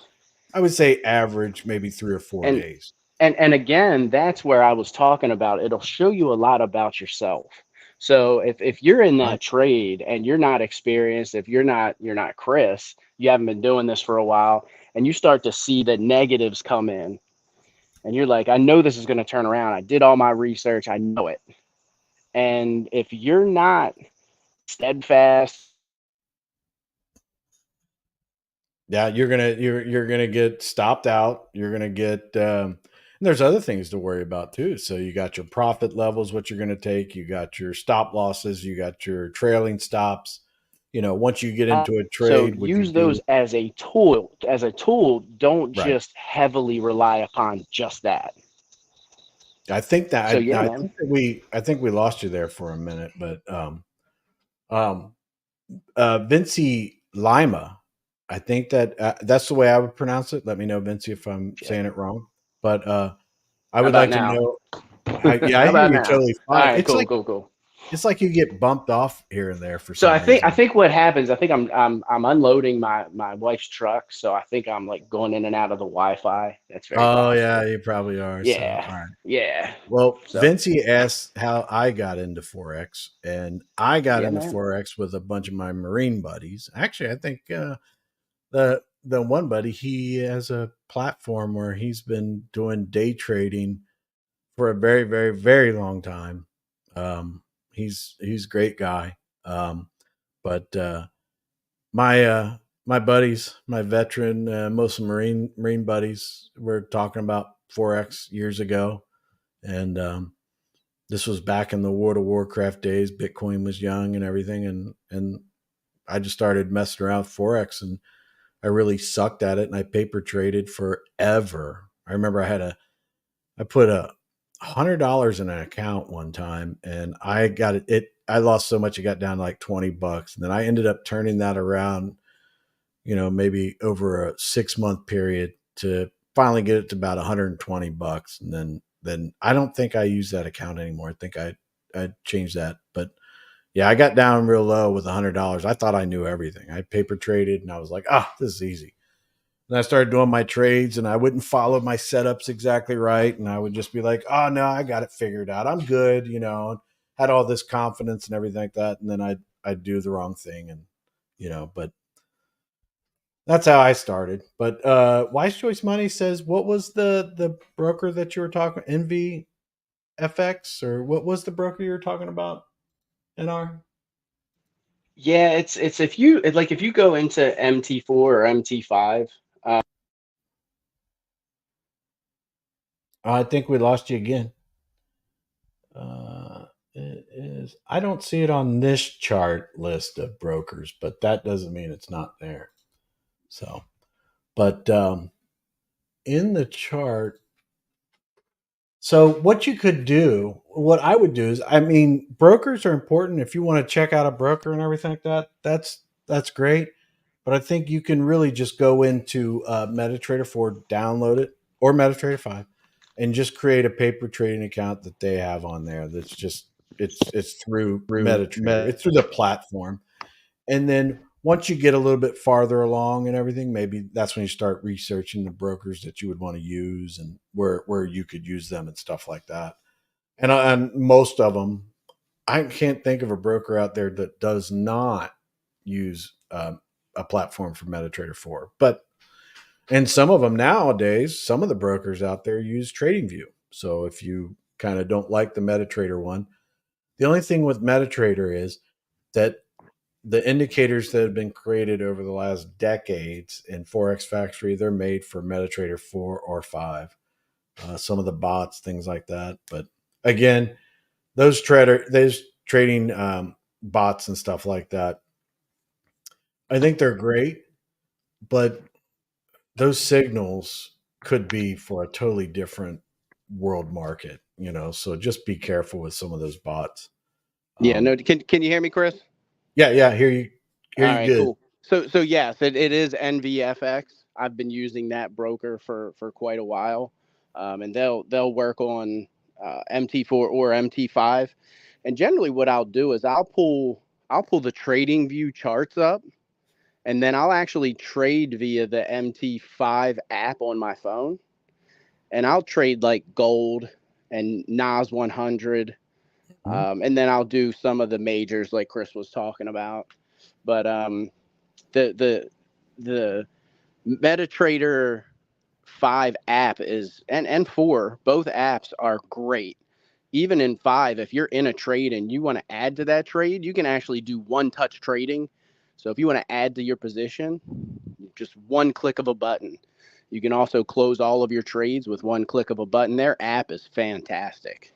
Yeah. Yeah. Those brokers are good. Now, Leon asked, which brokers do you guys prefer to use Forex? I use 3 different ones. I use IG, Oanda, and Forex.com. So, all good. yeah, I think I've used. Yeah. I don't like to keep. I don't keep my profits and stuff. I keep my accounts at a certain level. I don't keep my profits on the broker. So hopefully people minimize that and everything. It's just like with crypto. Try to keep everything in a hardware wallet, and cold storage, and Yeah, and the goal is to start playing with house money as quickly as possible, if you can. And my next play and I was talking with Chris about this backstage, is my next play is going to be with a prop firm. And basically what that is you have to pass a test. Usually it's a 2-step test where you have to make X amount of profit over a certain period of time and go into minimal drawdown. And if you pass that test, they actually let you trade with their money. And there's accounts, they'll give you up to $500,000. And then the split is like you keep 70 or 80%. They get 20 or 30% of the profits, depending on which prop firm broker you're with. So it really helps you leverage your money. Now, if you go too far in drawdown, or if you blow the account, they're going to take it away from you. But it's definitely a way to, if you're a skilled trader, or if you're serious about trading, it is a good way to leverage your money quickly. Yeah. No doubt. There's a lot of different systems out there that are Yeah. really good for people. But like I said,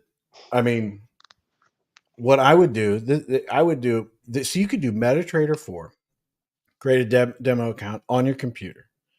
You can transfer that and you keep the login and everything like that, and put the app on your phone.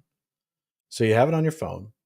And then there's something called, I don't want to be accurate on this so that you guys could, you'll see it. It is, what is the name of it? It is the, I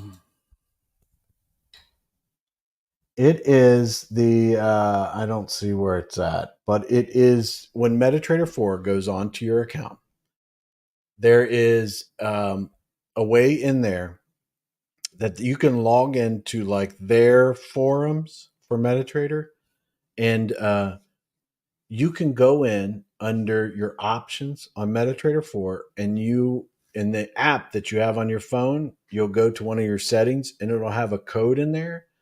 You put that code, you log in to that forums page for MetaTrader, you put that code into your MT4 that's on your phone. And when you get like signals, you create signals on MetaTrader 4 on your computer, it'll send you like a text message or an email text message, and I think it's something else, but they'll send it to you. And when you set up your system on your computer, any kind of indicator type notification, it'll go right to your phone. So you could actually get a text message saying that the indicator that you've set up has given you a buy signal or something like that. So, I mean, and you can do this all on your own. And you can, if you're paper trading and I always do my trades on my phone or my iPad.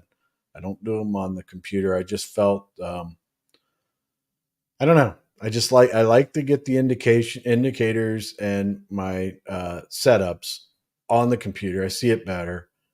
And then I walk away from it and I do it on my phone. So Yeah, when I'm with you 110%, Chris. I do pretty much the same thing and do the trade on my phone. And yeah, again, because the MT4 and MT5 apps are they're fantastic and so user friendly. yeah, they are. Yeah. They are. Yeah, man. Um, So what do you the think about all the regulation and stuff you're hearing in that video, man? That's a real kick in the stones, man. It's Yeah, I think that they're all. I think they, they want to control everything. I oh think yeah, they eventually want their cut and they want to yeah, control. and Yeah, I man, I think was over that here sweating. Yeah. I think it's going to be different though, because I think what's going to happen is they're going to see with all the stuff that we went through a couple years ago, Yeah. and how people see that they're losing more and more freedoms with all this stuff. I think there's there's going to be a lot more pushback on a lot of these things. Yeah, the one problem that I see though is you have a lot of older politicians, and we always talk about how they're completely disconnected from the younger generation. They don't that First of all, they're scared of crypto. They haven't taken the time to learn enough about it, and they really just don't care. You know what I mean? So they're just going to kind of go along with their cronies and just, oh, okay, if that's Right. what you guys say. Then you're going to have the other politicians that are actually making money off of it. They might give some pushback, but then it's I think it's going to be a big mixed bag of what you're going to get as far as support and being against it, and maybe wanting to tweak it a little bit and not have so much control and so much tax. But it's just a shame that they're sticking their nose in where we don't want them to, you know. I want to show this real quick. Let me go back up to it. So this is what I was talking about. You can marry like your account on your desktop to your MetaTrader app. And what you do is under the tools section, or the under tools under options, you would go in here and you go to notifications. And this MetaQuote ID right here is what you would set up on your phone. And they even have like you can download the apps and everything like that. So what you would do is to get your notifications, you just click that button there, and then you go to your phone and you type in, it'll be under the settings, what your MetaQuote ID is. And then you've got that ID, you can test it and you should get a test notification to you. And you can set it up like so let's take that off. So here's an indicator here, right? So this indicator, let me make it a little bigger so people can see. So in this indicator here, these are the setups and the time frames that I want to see this off of. And this is something that I created myself through eabuilders.com. And you just click these on and off. So it'll either send you an email, it'll send you an audible alert that'll be on the computer, or it sends you notifications. And if you're set up, the notification will come directly to your phone. And it can be in like a text message form or whatever, and your Apple Watch, whatever. And then what I do is the setups that I create, when I get notifications, I'll get them like when I'm out and about, because I do my setups like the day prior or a couple days prior. Some of them I do a week prior. And then I end up I get a notification on my phone. Then I go onto my app on my phone and I look at it and make sure it reads what I was thinking and I wasn't, crazy when I did the setup. And then I'll enter the trade. So I think that's very important. That's one of those things that unless you're going to be looking at your phone the whole entire time, what I'll do is I'll do my setups here on not this one, but what I do, TradingView or my other MT4 accounts. they'll set to my phone, and then that's when I get notified when they do come up. I mean, sometimes we've actually been on lives and stuff, and I've got them. So, but I think that's important too, because if you're going to go do this and check this out, and you're going to paper trade, you're going to get real. It's going to be a lot of fatigue for you to just sit there and look at your phone all day long and be like, "Oh, this is the time," you know. But That's a great point, Chris. Now, and Chris is really, Chris, you've been a big help in the Forex space, and I haven't even begun to tap you for yeah. information, and you've already given me tons. So definitely appreciate it, man. Well, hopefully, I mean, Definitely if appreciate it. everybody focuses on paper trading and they get an Yeah, understanding, and I think the realization is going to happen when you get about a month into paper trading and you're making some money, and then yeah, you realize you completely screwed up on everything that you've done. You know that it's gone the wrong way. I yeah. would rather you lose paper trading money than real money. You know. Oh yeah, 110%, man. And I've been working on Confirmant quite a bit, and hopefully in the next couple of weeks, he and I are gonna, and you're any of you guys are obviously more than welcome to join, but I really want Confirmant to kind of do a how to read charts for dummies class, you know what I mean? Yeah. Yeah. Like for beginners, and kind of walk people through different levels and how to recognize patterns and draw the lines that you see him doing, and the different Well, levels that he talks about. And Confirmant's very good at it, and he he does a is really good he job. is And all I can say is that they do, like, here, I'll show this too. This is a setup. Now, this is just a setup. It's not an account that I trade off of or anything like that. But this is my trading view setup. So here we're again on this one. So I've got a 15-minute chart here and a 4-hour chart here. So, and here are potential entry signs of the lower time frames, and here are the entry and the trend for the higher time frames. So, there's no setup right now. There's nothing at all. It's a holiday tomorrow. There, just not much going on. But at the same time, this is, I mean, you can see some of these. There's so many different indicators that can put stuff on your charts, and you can do that. It's quite enjoyable. It's kind of like a game. But remember, yeah don't put real money into it, because you have no idea what you're doing. And when you've been paper trading for 2 years, you're still not going to know what you're doing. You're going to think you know what you're doing, but you're right not. right So That's kind of just where I'm at, Chris. I yeah, think I know what I'm doing. I know. And you're going to come in, but I would recommend, if you get very confident, you're like, I know what's going on. I can figure this out. I got a good system down. And a good system, someone once told me a good system that they have is do an RSI on a 4-hour chart. If it's overbought, sell it. Go to a 15-minute chart, look for it to get overbought too, and put in a sell for it. And do the opposite when it's undersold or oversold and so forth.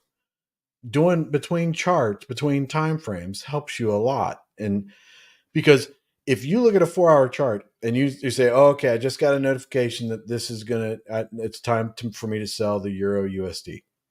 And you go to a 15-minute chart or a 5-minute chart, and for the next couple of hours, it's going to be going up. The RSI is way down below. It's going to go up. It hasn't hit the point where you should sell. You could be in a trade a couple hours too early. And if you're in too early, then that's when you'll have a lot of drawdown, and you might get stopped out, and you'll be like, this doesn't work. So the best trading advice I ever got was to do your regular setups on higher time frames, drop down to lower time frames to do your entries. So just think that through. And there's so many indicators out there that do so many fun things, like what NR was talking about, closing all your trades. There's sniping bots. There's all kinds of swing trades and day trades and different things. And then there are a lot of indicators and bots that put stuff on your chart that are just fun. You're like, oh, okay, this makes me see this better. But it's all You're it's all definitely right different with that, man. Yeah, because you're definitely right with that. I think the problem that people have is that when you look at the chart, when I look at a chart, I see something totally different than you see. and you can help me see what you see, but Right. I may never understand what you see. Right. So when people say I put an order in for a sell here, and you look at it and you're like, man, he is batshit crazy. That is the worst trade I've ever seen. And I might be like, well, it works for me, but if I'm not profitable and everything like that, so Yeah. And why looks like OBZ asked you a question down there, Chris, and I can chime in on this as well. And that really depends on how much you're risking. Me personally, I only like to risk. Actually, I try to stay around 2 to 5% of my bag. That's what I like to risk. But if I'm being honest, I get riskier. Let's put it that way. So it's really all dependent upon how much you're willing to risk. So that's risk versus reward. So an average trade, I can make $5 grand in a day. I can make 10 grand in a day. I can make $200 in a day. So it's really all relative. right. So it's Well, it's kind of hard to say. I have swing trades that they'll go several days, and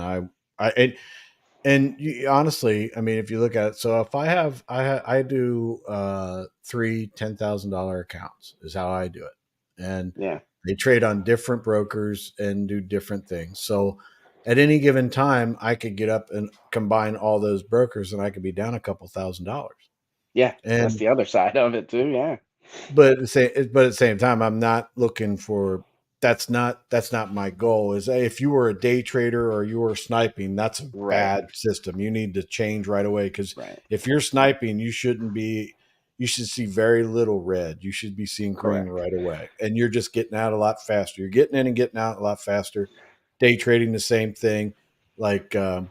Like Leon was talking about supply and demand and everything. You just know that now's the time that it's way overbought. There's going to be a drawback, at least a little bit, Sure. But with me, I'll look at it and I'll be down a little bit. But my goal and my setup is still there. I'll be okay. And I do my trading is I take 3 different profits. I take 50% off the table. When I hit 50% profit, and then I do it 75%, and then the last 25% runs until I hit 100% of my my 3 different levels of profit. So basically I'm into the money after 50% of it. I've taken 50% of it off, and then I'm still running, and then I use trailing stops when it gets to the last 25%. So those are Yeah. things that you can think of, or you could just go into the trade and be like, I just want to hit this profit. And I would recommend, even when you're paper trading, if you have to use stops, you be careful, because it could just barely hit. You get stopped out, you lose Yeah. money and everything like that, Yeah. or you set it too far. But definitely set, even unless you're going to be sitting there all day watching it, which that would be crazy, because that would Yeah. create enormous amount of anxiety, and I wouldn't recommend that. I would definitely set profits. If you don't want to do the 3-tiered system that I do something like, I want to get to $50 or whatever. Yeah, and Then you can set your actually profit. set that in MT4, MT5. You can set that Right, when you place the trade. You can put your take profit right there right, when you place the trade. You can also put a stop loss in there at the same time. So say, okay, I don't want to lose any more than this. Put that number in there, and then put your, okay, well, I'm good with making, like Chris said, 50 or $100. So I'm going to take my profit here, even if it runs. I'm good with taking just this amount. And who right. couldn't? And now that's the other thing that I would say too is, when you're paper trading, take that time to figure out which strategy works best for you. Do you like holding on to that trade for 3, 4, 5 days, sometimes even 10 days, like Chris does? Or do you like what I do as far as sniping? I don't have time to sit there and let a trade go on for 3 days, 6 days. That's too much for me. I like to get in, make some money, get out, and then go about my day. Well, you have to have the margin too. That's another thing that True. I don't we True. talked about. Very If you don't true. have the margin, then you're running the risk there. So that's another thing to think Very about. true. Very true. But But like I here, said, take that time to figure out what that strategy is that you like and that you're comfortable with. And do that all in paper trading. Figure all those things out while you're playing with play money. Mhm.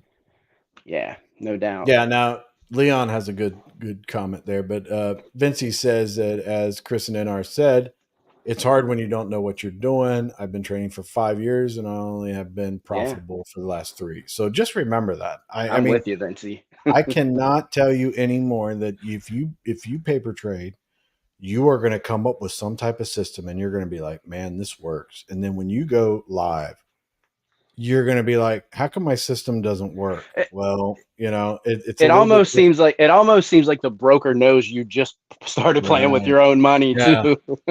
And you're going to have a setup. You're going to be like, this is the Yeah. best setup I've literally ever seen in all my paper trading time. And it'll go the totally opposite way. And you'll be margined out and you'll be like, what happened? And be like, you think you know, but you don't know. And I guess that's a lot of us think that way. But paper trade, definitely. And one other thing I want to give you advice on is that come up with a couple of different systems. That's why I use 3 wallets, and Yeah. I've been like a 3 wallet person for a decade, and do it in crypto too. It's kind of crazy, but I just learned I do 3 wallets. I love your 3 system, Chris, and you've been telling us that for a while. And Chris is exactly right. Experiment when you're using that play money. Experiment a lot until you figure out that system that works for you. And Chris does have a good system, and it works for him. Yeah, and my the 3 wallets that I have, they are completely the opposite. When you look at Forex trading and you got to change your mindset, and it helps me because of one very, very important thing. I have 3 different setups that I like to go with.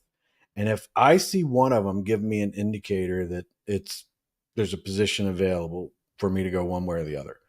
And I look at the other 2 and they're like, no, that other setup is completely wrong. Then it helps me be like, wait, okay, now I have 3 totally different systems that are out there. And 2 of them are telling me this isn't a good setup. So now I'll just pass on it. But if all of them, I look at all of them, they're like, oh yeah, this is reasonable. It seems like a good setup, and totally different systems using trends on one, and even supply and demand and support and resistant lines on one, completely different. We also using Fibonacci, and then you have another one that I use for just basically indicators and what the indicators are saying. So I got different ones that are telling me different things. And if they all closely line up, then it helps me. So, and I think it's an advantage that I have because I have three different, totally different setups that will help me make the right decision. And that might be something that you guys could even think about, and do. But remember, do it all on paper trading, all of it. Don't even put any money into it. Yeah, that's great. Again, great advice, Chris, as always. And what really got me and where I really started, learn the lingo, like what Chris is saying, support, resistance, learn what those things are, learn how you find them. Go to YouTube University, watch a bunch of videos and people trading, and you'll start to pick up what all this stuff means and the terminology, and it'll just start to click after a while. It becomes habit. Yeah, man. Yeah. Leon says he's over here. He says you're a risk taker. He said I'm over here risking 1%. Leon, I do like my biggest trades usually are about 0.5%. So, but I run them for a lot longer, and there's a lot more upside to my profit. So I mean, if I was sniping, I'd probably risk a little bit more than. Yeah, that. you almost have to make the gain substantial enough to make it worth your time. But yeah, if I was doing what Chris was doing, I probably wouldn't be quite so risky. Plus you're not sitting there watching it for 3 or 4 days straight. Just locked into your phone. Whereas when I'm sniping, I'm pretty much just locked in. So, well, I mean, the best feeling in the world for me is when I have got my 50% profit and my 75%. I'm on my last 25%, letting it run, and I've set my complete, utter like I would, if this hits, it would be like winning the lottery. So I'm already I'm already in the money. This is house money now. I've made my profit on the trade, and I got 25% left on the table, and it's running up. And I have a profit level that's like, dude, if it gets here, and waking up the next morning and it's like, it hit. it hit, and it's like Yeah. winning the lottery to me because Yeah, it is a great feeling. No because doubt. it's like one of these wins that I put the profit so high that I was like, I don't even think it'll make it to this, and all that kind of stuff. And then I'll watch it, and then maybe I'll be like, well, I got an extra, $150, so I'll just close it Yeah. out here. But every once in a while, it'll be like a $500 profit, and I'm like, Lord have mercy. It's Chris like, is going to the hold on. cigar store, getting a nice Yeah, bottle of whiskey. yeah, I got to get some. I got to Treating get some, himself. yep, get a couple cigars and hang out with Nothing it and wrong all with that that, stuff. man. Nothing wrong with Um, that. yeah, so I a lot of things out there, but the only thing I can say, and I mean, we can start wrapping it up and everything, but honestly, it's all about paper trading because anybody with any kind of experience can tell you, and you'll still not understand it. And if you don't understand it, Yeah. you shouldn't be doing it at all. That's And great. That's great. And unfortunately, I'm sorry I jumped in so late, guys, because I really wanted to. I did want to talk a little bit about the name change and all that stuff, but we can certainly do that tomorrow, Chris, if you're ready to get off of here and well, I mean, all that good the name stuff. change and everything. I mean, there Yeah. were some people that were like, I gotta go and everything. So I figured some people were getting tired and they were gonna. Yeah, well, I haven't had much time to other than through text. I mean, we've talked a little bit via text and stuff, but I've been kind of out of pocket a little bit. So, I did want to know what you thought about the name change. I've seen some of the community respond well, some of the community not respond too positively. Some people just don't care. I think you kind of summed that up in one of your text messages in our group text. Yeah, Um, and it's I just wanted to get your personal feelings and kind of go from there. yeah. I think it's great. I think it's great. Name wise and everything like that. I think. I just, I don't, I think I like the story behind it, all that kind of stuff. But Yeah. when it comes to names, I mean, to me, that's like, hey, you know, it's the name.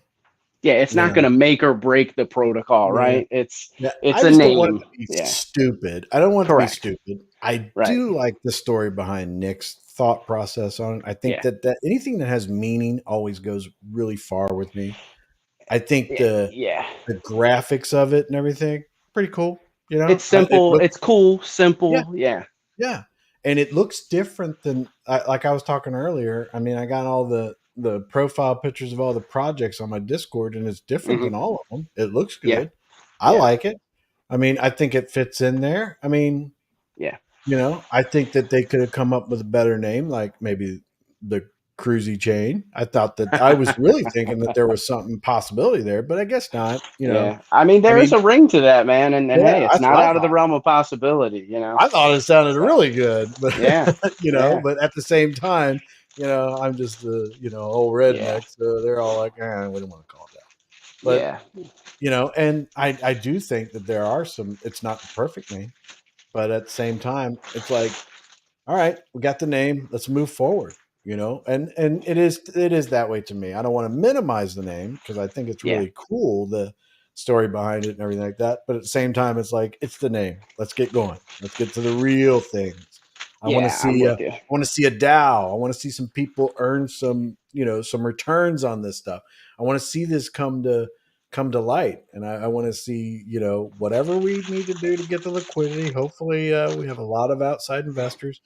People don't have to put a lot of money or any money out of their own pocket, and Yeah. we just watch Nick's dream and vision of the blockchain come out. I think it's and inadvertently, I think there's a lot of creators out there that are maybe sitting on the sidelines, not Hmm. necessarily art creators, but got ideas for projects. Yeah. That they're not going to be scamming people. They really just they got this idea. They want to bring it to market, and Sure. hopefully, the blockchain and Nick's vision would bring a lot of those people forward. Yeah, I hope it facilitates that as well. And I'm kind of on the same page as you. Is it the greatest name in the world? No. Is it a good name? Sure. Does it get the job done? Yes. I love the story behind it. I think that it will resonate with a lot of artists and people in that niche in that area. So yeah, I mean the artwork's good. It's attractive. It's not butt ugly. It kind of fits, like you said, as well. I think they did a good job. So yeah, I'm ready to move forward with it. And what I wish is just okay. We're gonna have new people coming in. Obviously, we're already seeing some new faces a little bit, and obviously Nick's bringing some of his people from Decentology for some of these committees and all that kind of stuff. So we're going to be getting some new blood in. So I'd like to see some of the old, and yeah, I want to shake the whole BL and Jason, and I know I beat it to death just because I'm pissed off about it, just because I'm and especially the Jason thing, man, or should I say, playing biatch. Like he got me, man. Like that dude really got me. That hit me worse than BL because I expected it from BL to a degree, but when that dude sold himself, especially behind the scenes and on private phone calls, and this dude sold himself as being genuine and having morals and ethics, and it just hit different. Yeah. If that makes sense. So that's why I've kind of been quite upset with that whole situation. But I hope as a community, now I'm not saying that we forget, because I would like to see some DAO committees formed to go after these guys, take away their damn tokens or whatever we got to do. I would love to see some retribution and some recourse. However, again, I don't want us to forget, but I would like for us to kind of move forward and move past it. So we're not beating the same dead horse when all the new blood comes in, when the new life comes in. I truly think that the time's coming. I think hope so. And I hope so. My thing is, I was talking about this earlier. I Yeah. mean, you got one of the biggest investigations ever into this scammer sitting right on Brewfied. I mean, they're right there. Any kind of legal counsel or anything like that would be formed from private or DAO or whatever, you just send them right over there, and you get a couple of researchers, paralegals, whatever, to comb through that stuff and do a timeline. He's toast, man. He's toast. Yeah, you're not wrong. And right, you go with CoffeeZilla's video and Friendly Jordy's and everybody that had those videos. Those are great. But and CoffeeZilla did their research. I'm not taking anything away from CoffeeZilla, but they got a lot of information from Brewfied. Oh yeah, and and you could tell that there was a lot of information. And he there. took that information and he went and he did his investigation too, and did his interviews and all that kind of stuff. So he added a whole lot to it too. I'm not taking away from any of those. And Friendly Jordy going out there was like, and I like the comedic approach that he took. I mean, he's very witty. Yeah. CoffeeZilla, Friendly Jordy's, dude. I don't know how much I couldn't possibly be anymore. I actually think that we should just run their videos, like do a live where we just run one of them right back after the other, and that's it. We end it. And we're done, and go to CoffeeZilla and follow him and all that stuff. I mean, these guys did an excellent job, but at the same time, it's like, okay, not everybody can sit down with CoffeeZilla and everything like that, and Friendly Jordy's. They're big time. So, but you can easily go into Brewfied and go in there and you can research all of it. It's not, they have like posts of his where he's manipulating the chart by saying that I'm going to buy here or I'm going to do, and it's like, I didn't see 90% of that stuff, but it's like, because that's when Forex is the reason why I came into this. I was like, what the heck is up with this chart? And here he is out there putting that stuff in Discord. Honestly, I use Discord for gaming, but then I don't know when I joined the safuu Discord. I think that was, I don't know when I did that, but being on Discord, my son was like, Dad, you should get on Discord. I'm like, man, I don't know what. The only reason I'm on Discord was because back in the day, when I used to do World of Warcraft stuff, we were on Justin TV, and then Justin TV switched to Discord, and I was like, I don't know. I joined Discord, but I really didn't do it. But, they got tons of stuff over there, and I see I see him getting in trouble, man. I don't see how he can't. You know what I mean? Like, I don't see how he can't. And they're putting like the links for you to contact the Australian authorities, and Yeah. I mean, I know a lot of people are Art Madman, being he's active out and doing there. it. Yeah, Yeah. people are They're out doing there it. doing it. Yeah, And that's the part that with me that I feel like there's just way too many moving parts for yeah, old scumbags to get yep, the other guys to get a handle on this. yeah, They're not going to get a handle on this. This is the time for honoring yourself will come to an end soon.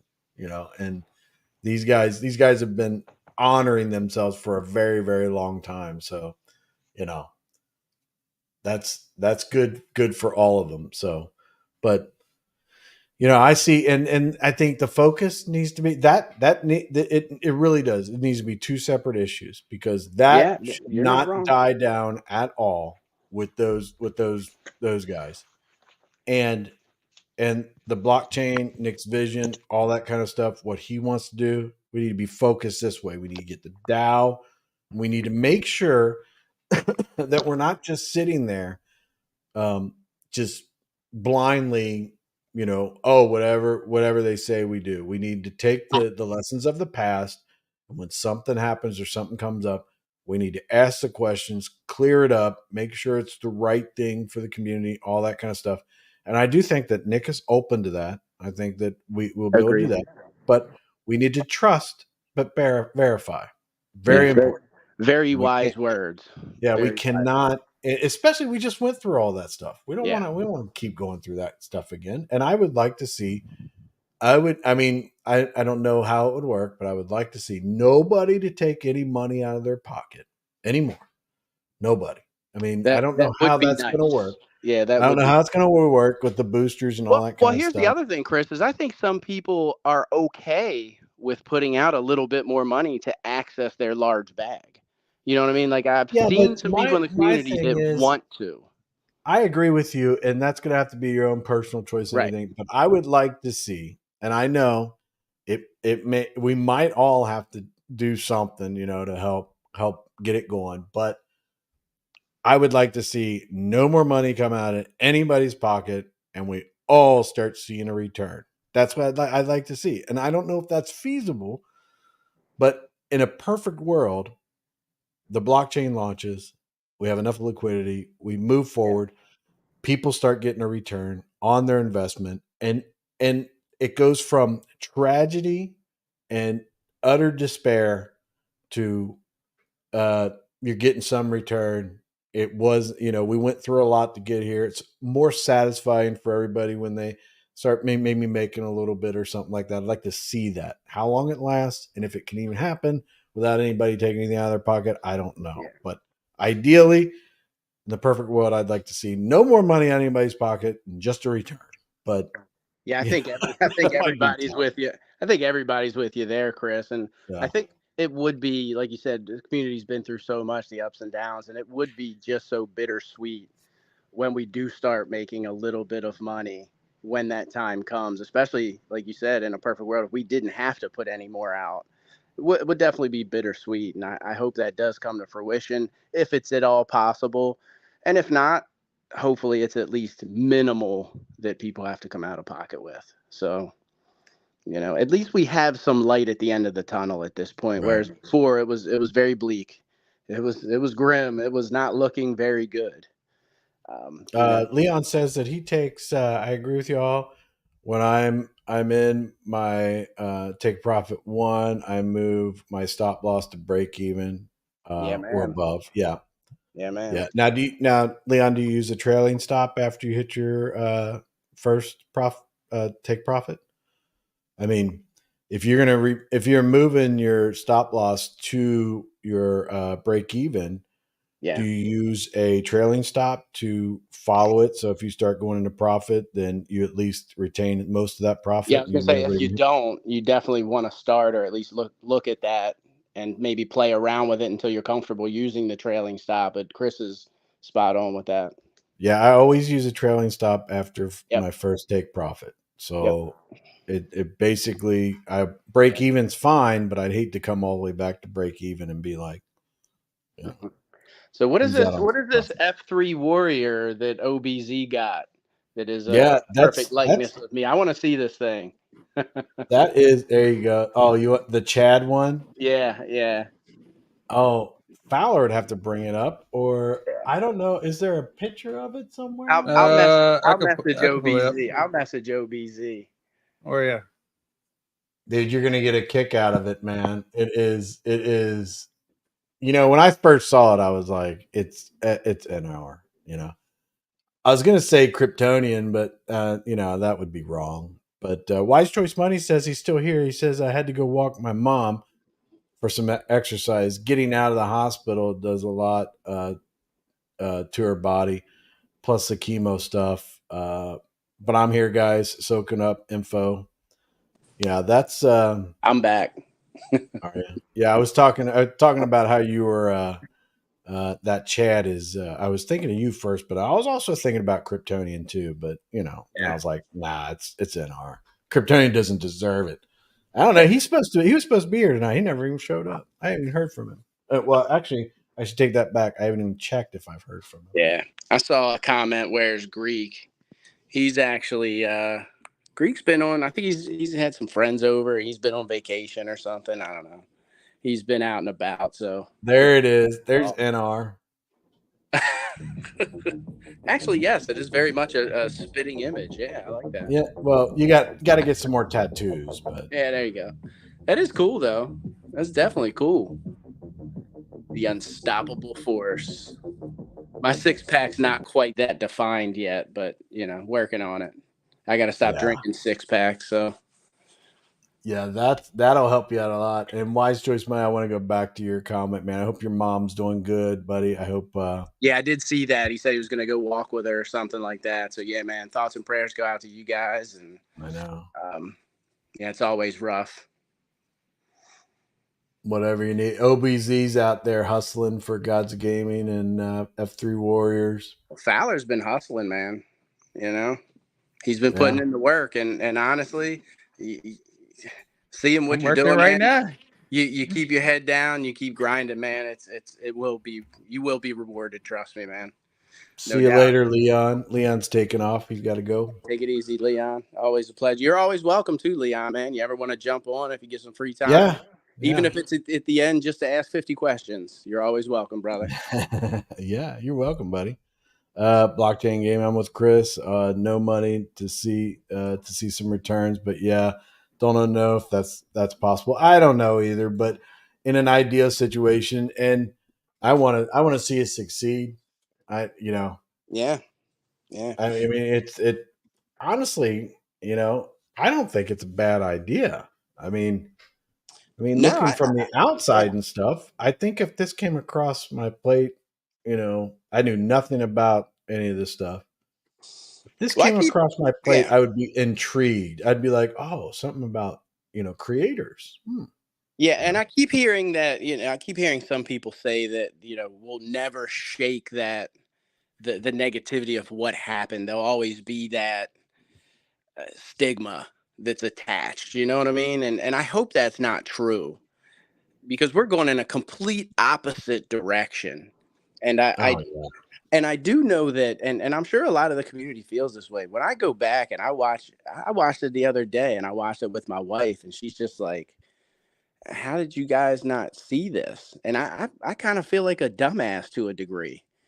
Oh yeah, I think all of us do. I mean, even the non-influencers. Yeah, man. And like the people that are out there. Yes. Like, when you go back and you watch Coffee's video and he just breaks it down one thing after another, I'm sitting here and I'm going, what? How did we let this happen? Almost like I feel like a dumbass. I really do. Even On-Chain's video, dude. Yeah. I mean, I don't like the whole thing about the family. He took it a little, he took it a little far. But again, he's all about the views and clicks. And I've actually had some conversations with him behind the scenes. I know a lot of people don't like that guy, but he's actually a very nice guy off camera, and he is actually very intelligent.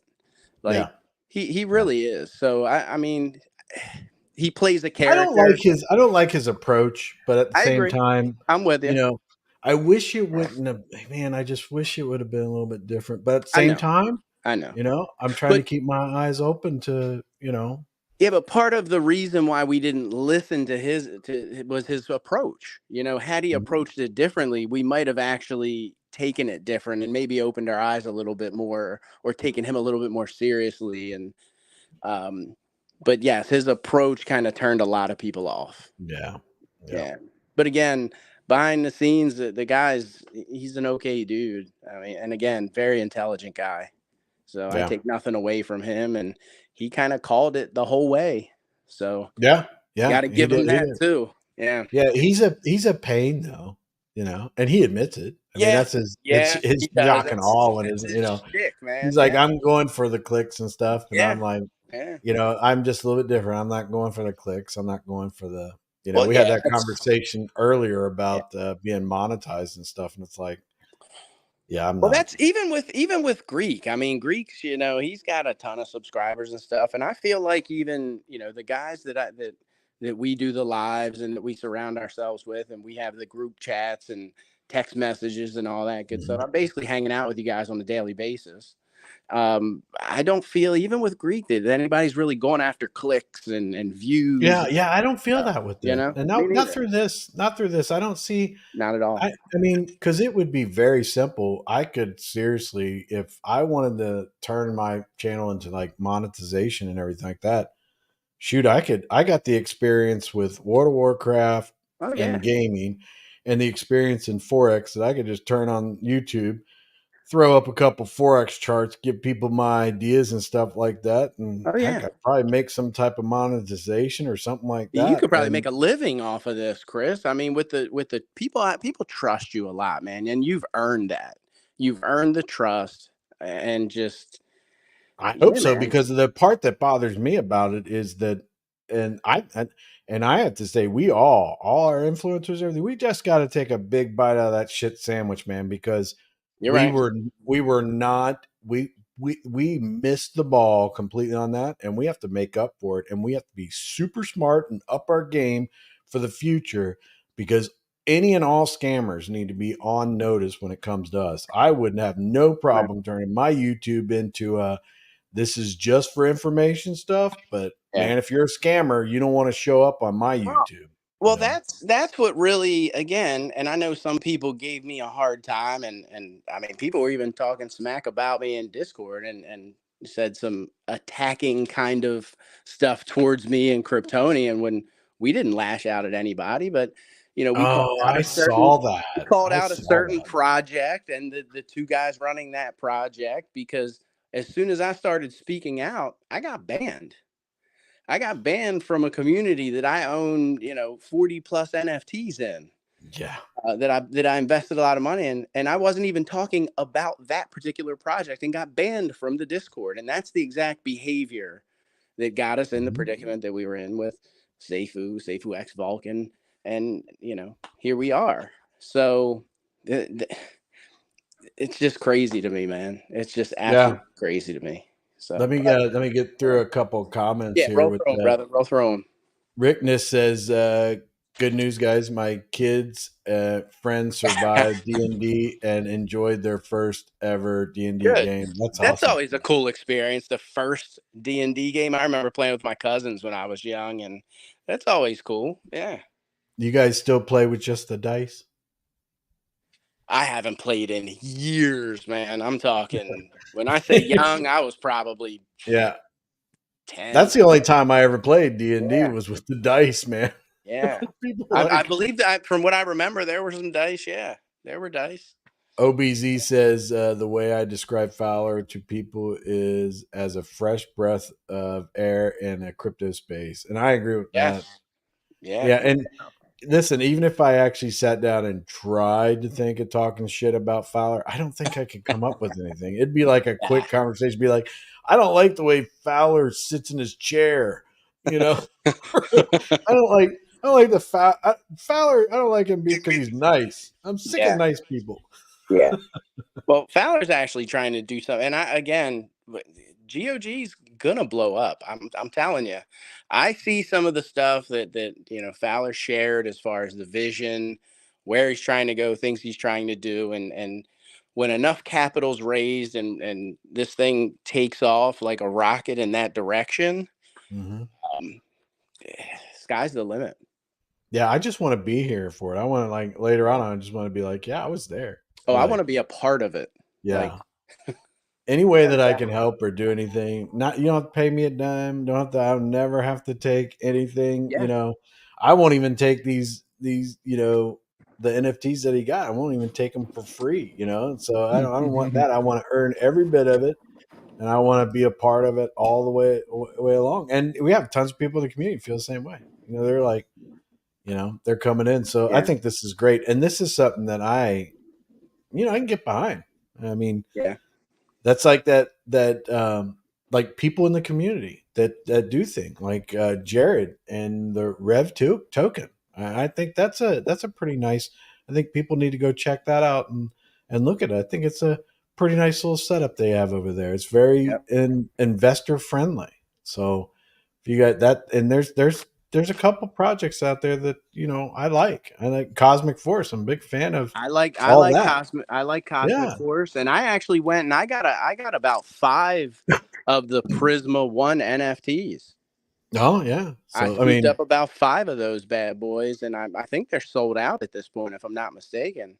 I think I think it's great stuff, but I mean, OBZ comes in and he says, "I don't trust anybody that doesn't like strawberries." Just saying. All right, well, that's fine, buddy, because strawberries will kill you. I'm just telling you that. I think he's just giving you a hard time, man. Yeah, I've been so slammed with guys to game, and I didn't even know Prisma 1 had a NFT. I learned the last moment. Next, they were like, "Yeah, it's sold out." I'm like, and the revenue share to me, it's almost it looks like a hedge almost. I mean, it's using a trading bot, which, depending upon the trading bot, I've had good luck and bad luck and with trading bots. But if it's a good trading bot, I mean, it can definitely do very well. And from what it looks like, it looks to me like they have a good system down with their trading bot. They've already achieved some pretty nice profits. So I decided to pick up a few. Henry says Barry says that they are sold out and he got 4. There you go.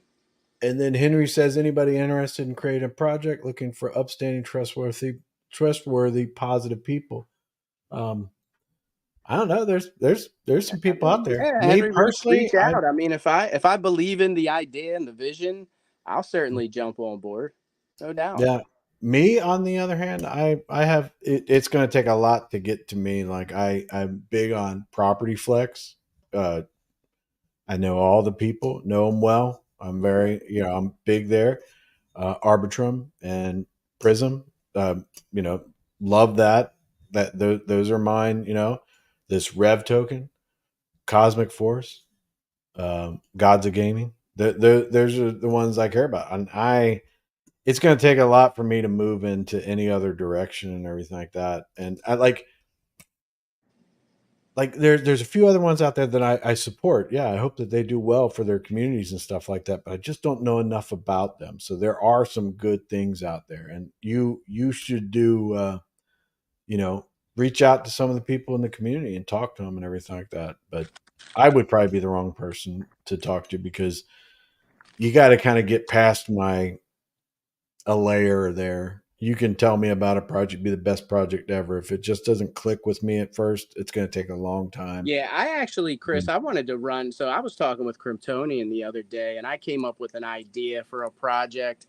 It might not be a good fit for the new blockchain, just because it's kind of geared towards creators. But I had an idea of how to use blockchain technology in a pretty cool way, and kind of wanted some concept validation from you. You don't necessarily have to be a part of it, but I'd like to get your thoughts to see whether you think it would work. Because if it has some legs, Kryptonian and I were talking about possibly moving forward with it and kind of going from there. Great. So yeah, just I'm going to give you my, that's what you guys have always asked me. That's exactly what I want, man. That's exactly what I want. So, yeah. And it's got, and my thing is that I'm tired of these, and not with you guys. I'm not saying you guys do this or whatever, but I'm just with these projects that people come up with, and they have these like gimmicks where they're not thinking about the community. They're kind of like, here, we're gonna get you in with this candy, and you're gonna get this massive rebase, or you're gonna get all these rewards, and you're gonna get all this stuff. And it's like, but you're not thinking about the community because you can't afford to do all those things, and eventually it's going to end up failing because you overpromised so much. So to me, it's like, hey, we're going to set up something that you're going to see maybe a little bit of return on, some type of reflection or some type of gas or something that you might see. Like, see, the Gods of Gaming thing is excellent for me because I want the NFT. Now, what Fowler does with that in the future, any kind of revenue sharing or anything like that, great. I'll be fine with that. But he's not promising me that you buy this NFT and I guarantee you're going to make 300,000% return. By within a year. You're not getting that stuff. And that's where I think that these guys, there might be a whole lot of people out there that have some really, really good ideas for projects, and they come out and they feel like they have to sell it to the community, so they start giving them all these promises, and then when it's all said and done, they fail because they overpromised so much, and the protocol couldn't last. And it's not that wasn't their intention, is what I'm saying. Is like their intention was to bring a good product. They thought they had a really good idea, but they felt like they had to oversell it to people. And it's like, you know what, just pull it back a little bit. If you can't earn, if people get into your project but they don't earn a whole lot, that's fine. At least they're keeping the project healthy and everything. That's the way I see it, and that's what I would like to see. But with I see that a lot, and that's not necessarily every project out there in DeFi is scammers, but they set things up that they're kind of going to set themselves up to fail because they're overpromising. I know the big thing with me is I try to make sure I keep like zero debt over this project, like not really just promising things that is gonna, like, in order for it to happen, you gotta have crazy amounts of capital or whatever. And if it's not if you haven't pretty much fundraised for it, like, where are you gonna get it from? Some people, they go take loans for it. Now you put debt over your head, like, and that's gonna make you develop something that you necessarily didn't intend to develop. Well, you're kind of seeing that play out in a certain place, and I'm not even going to give them any airtime, but you're seeing that they dug themselves a hole, and now they're having to pivot and change and do this and do that and get away from the initial game plan because things didn't work out as planned. So, yeah, man, you're spot on there, Fowler. And that's a great strategy. And it's even in business, it's not good to take on a ton of debt, especially in the beginning. Yeah, I mean, for me, it's like, if I can't create it, well, if we got to go to a third party, well, I got to fundraise for it. I mean, now what you're doing, what I'm doing. Yeah, well, what you're doing too is you're giving your project some validation. Do people want these NFTs? And you're seeing a demand. So, if you launch and you're not selling any of them, you're like, well, maybe I got to go back to the drawing board. But I mean, you got people that are showing up to the raffles. People are buying them. I mean, people want the F3 Warriors, man. People want what you're putting out. Yeah, so man. I mean, you were here for it.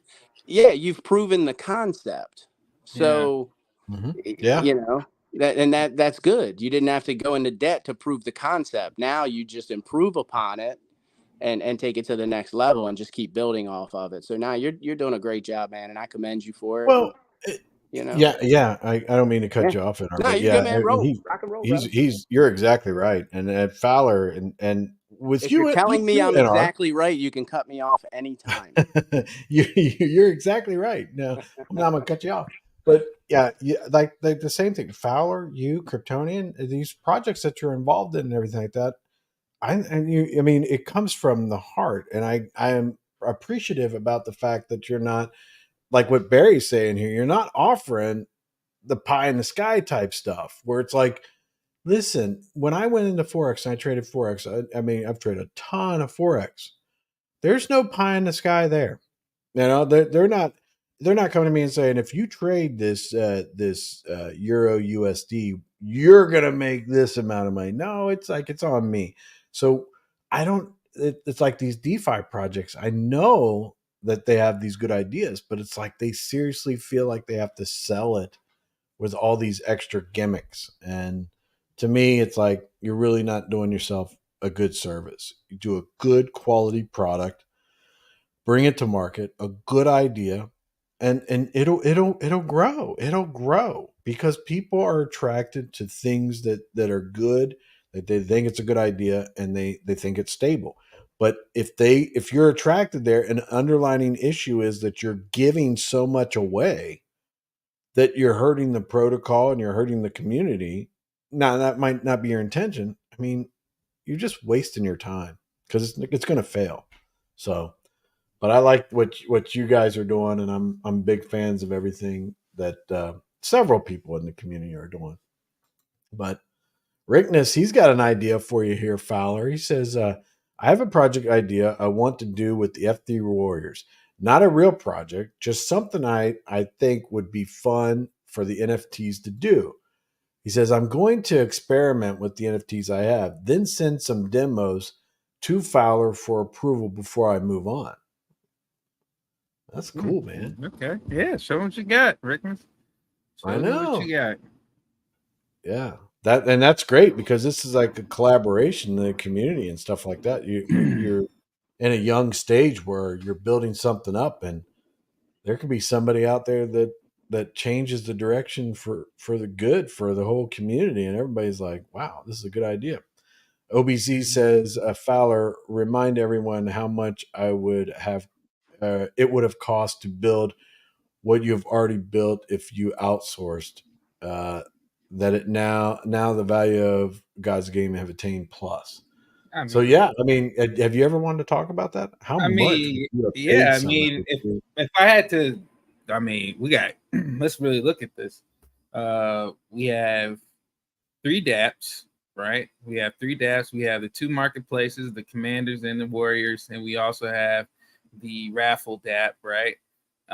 We also have the pack. We have a pack script, which pretty much means that at any point in time, if I want to wrap up X amount of NFTs into a pack, I can do it almost like with a push of a button, right? And then on top of that, we have a script that where, you know, like Chris or anybody else who goes to the site and buys a pack, it unwraps the pack right there in front of you. Chris, you've experienced this. Mm-hmm. So that's a script in itself. And then we are also talking about the dApp that holds the packs for people to buy. So if you put that all together, I mean, we're talking easily over 10 grand. We're probably more or less in the 25,000 area. And then we're not even talking about the devs when they, you know, as far as like, you know, what they're producing. Then if something breaks or some type of error, right, you got to get them back to fix stuff. You know, that's, you know, we're talking a lot of money. These devs, the ones that, you know, put this stuff together with their eyes closed, yeah, they're charging a lot. You're charging a lot. Top premium penny, premium shiny copper penny. Then you always have to watch out with the devs, man, and make sure you get somebody that's trustworthy, right? Because they might backdoor take all your money. Yeah, man. They can they can tap into your wallet connects and stuff. Like it's all types of stuff they can do. Yeah, that's another thing too. But Barry has a comment here about Revive. This year, Revive should have several revenue streams to keep steady growth. Never goes down in price and will have passive price growth. Just need to clear buy and sell tax. Barry, I have not kept up with Revive, but I had some serious concerns with them about a month ago.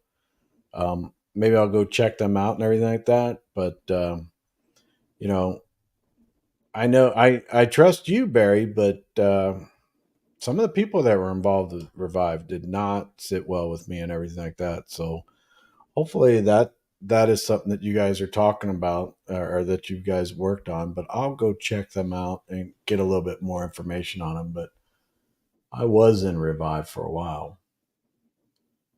And I would hate to say it, but I actually think that I left their Discord. No, I didn't. I'm still here. Oh, yeah. I'm gonna have to do some research on Revive because I was not too happy with it a while back. But Henry says I could join you guys now and talk about it. I ain't scared. Yeah, Henry, It's completely up to you guys. I'm probably only going to be on for another 10 minutes or so, 15 minutes. I probably need to get myself some sleep. Plus, I think we're going to do this all again tomorrow. But I mean, if you want to join, man, we can get it in for the next 10, 15. I'm okay with that. Or like I said, man, reach out to me in a DM. Love to talk about it. Whatever you want to do, brother. I'm down with either. Yeah, I mean, if you want to come on, you're gonna have to send one of us a DM or something so I can send you the link to come in. Um,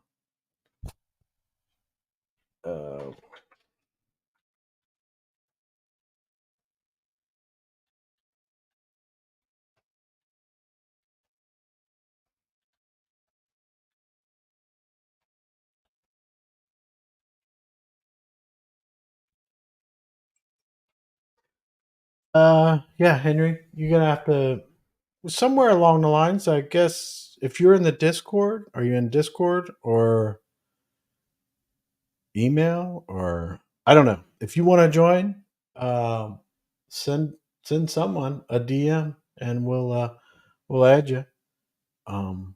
If not, then I don't have a whole lot more to talk about. I mean, it sounds like Henry is gonna try to send it. NR, so you know what? That you hit me up and let me know about this project you're talking about and everything. That'd be interesting. Yeah, man. Yeah, and Fowler's going with his stuff.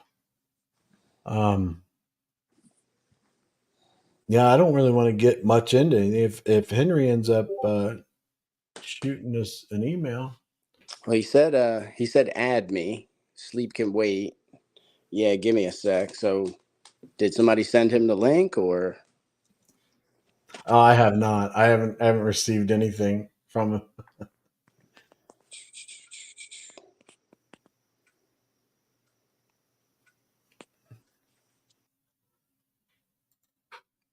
Oh, where's NR? Where did NR go?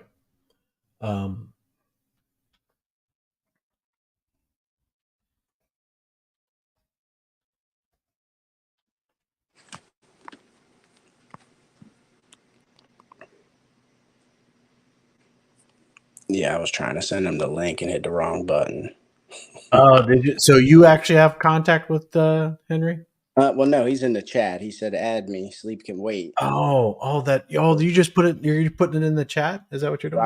I was planning on just putting it in the chat, but I'll do it right now. I mean, yeah, we're at the end of it. No I'm on big my deal. phone, and it's a little Oh rough. yeah. There you go. There you Greek go. did it. Greek, yeah, Greek. Well, Oh, okay. Greek it. I did it. I sent it to everybody. Okay. I'm like, where the hell Greek come from? Yeah. Oh, and it's still spinning. It can't get to Kryptonians. Good old Kryptonian messing things up. It Not says even that here. Kryptonians has lost internet connection. Yeah, he's not even here messing things up. Way to go, I Kryptonian. know. I asked him if he was going to. He said, "Yeah, it might be a few minutes late." That's why I put him on there. I I wouldn't have saw sent that. it to him. Yeah, I saw that. Yeah. I don't know. He don't care much. He's Well, I like, know he said he whatever. had some errands and stuff to run. So That's what he said. I had errands to run. I might be a few minutes late. I'll confirm or something like that. I was like, all right. And he's like, well, you never even showed up, dude. I'm gonna be mad at him now. So, but let's hear what Henry's got to say. I don't. He's got the link. For that matter, anybody that wants to come on, the link is there. I mean, we won't be on here too much longer. We're probably just going to listen to what Henry's got to say, and then we'll go from there.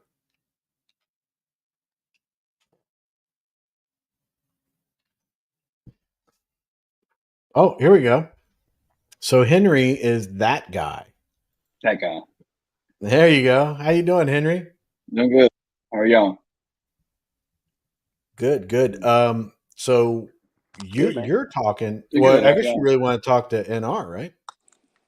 No, all of you, really. Yeah, Oh, I think okay. he kind of wants some maybe some validation just to see if what he's pitching is something that we like, I guess. Yeah. Yeah. Let's hear Well, it, man. Let's hear it. I'm gonna be off the camera for just a minute. And you go ahead. I can hear you and everything like that. And our Fowler are here to ask any questions or anything like that. But you have the show. Whatever There's you like want to a talk weird about. echo going on. Do you I've never have done that. do you have the YouTube channel open also? Like where you were watching it. Like if you have actual YouTube open, it might be backfeeding a little bit. Oh yeah, that's what it was. Yeah, I just Yeah. clicked it out. So mute After like mute a that, thousand and voices. then you should hear us solo. And Yeah, you know. I hear you now. That's fine. Okay. All right. Well, you go ahead. You have the show. Whatever you want to talk about. Yeah, so it's very unique. I've talked to a few people about it so far, and they think it's a really good idea. I think it's a great idea. I'd like to say up front that it has nothing to do with making money. You will not get rich off this. You will not,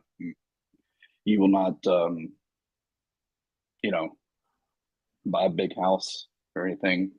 It's just a great idea, and it's something that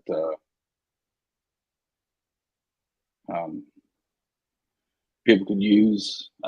So basically, what it is, it's like a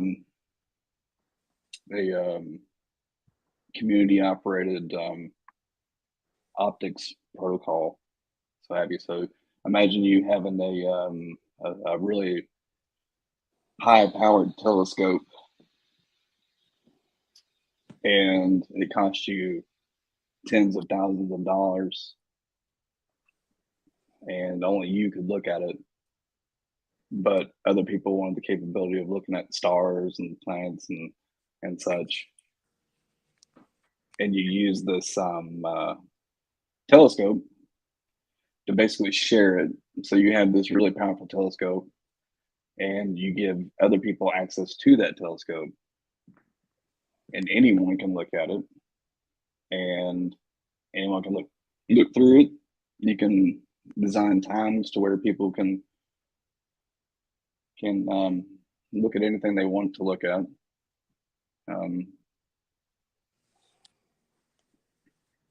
So you mean basically you could almost schedule to where people have times where they could put it on specific things they want to look at, like Yeah. basically have control of it to a degree, or okay. Yeah, but it's like it's not just gonna. It wouldn't just be one. It would be multiple.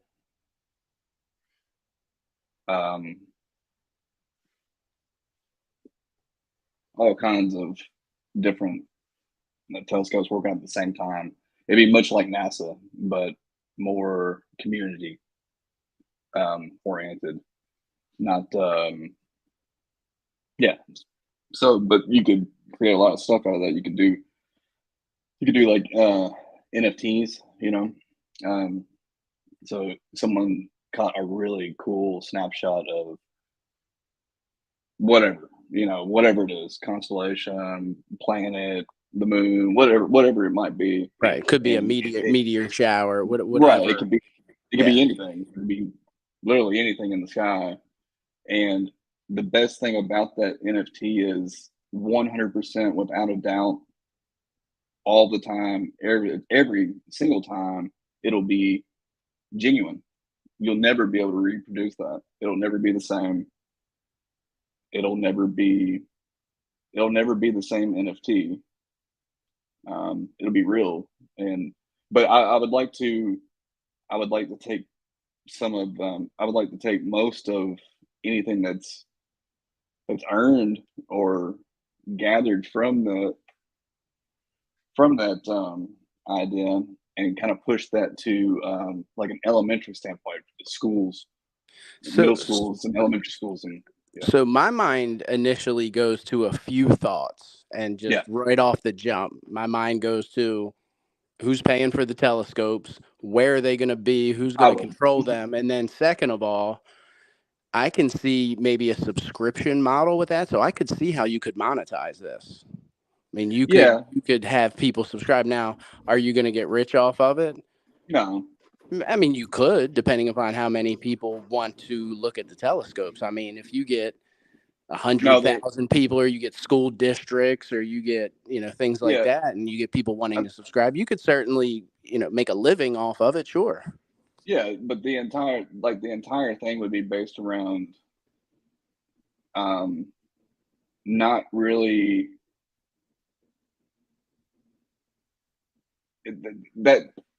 that whole idea would be obscure and just away from the point. Really, it would just kind of try to give something back. I guess really, is trying to make the whole, because everyone's too concerned with their phones nowadays and seeing what's in front of them. And I think it would be cool if kids could get back into space and stuff like that.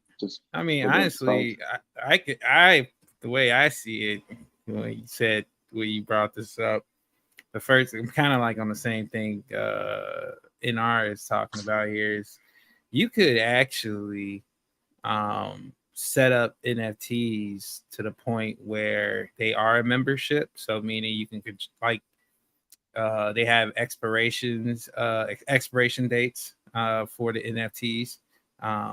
Unless they, you could always, reinstate the membership with a new NFT. But the NFTs aren't necessarily they won't gain access. They won't get past the gating unless the membership is there. And it doesn't have to be a paid membership. You can do a free membership, you can pay membership, doesn't matter. But you can do it. I'm with you, Fowler. The only reason, sorry, I didn't mean to cut you off, but the only reason I was saying some type of paid membership is because you're going to have some type of upkeep.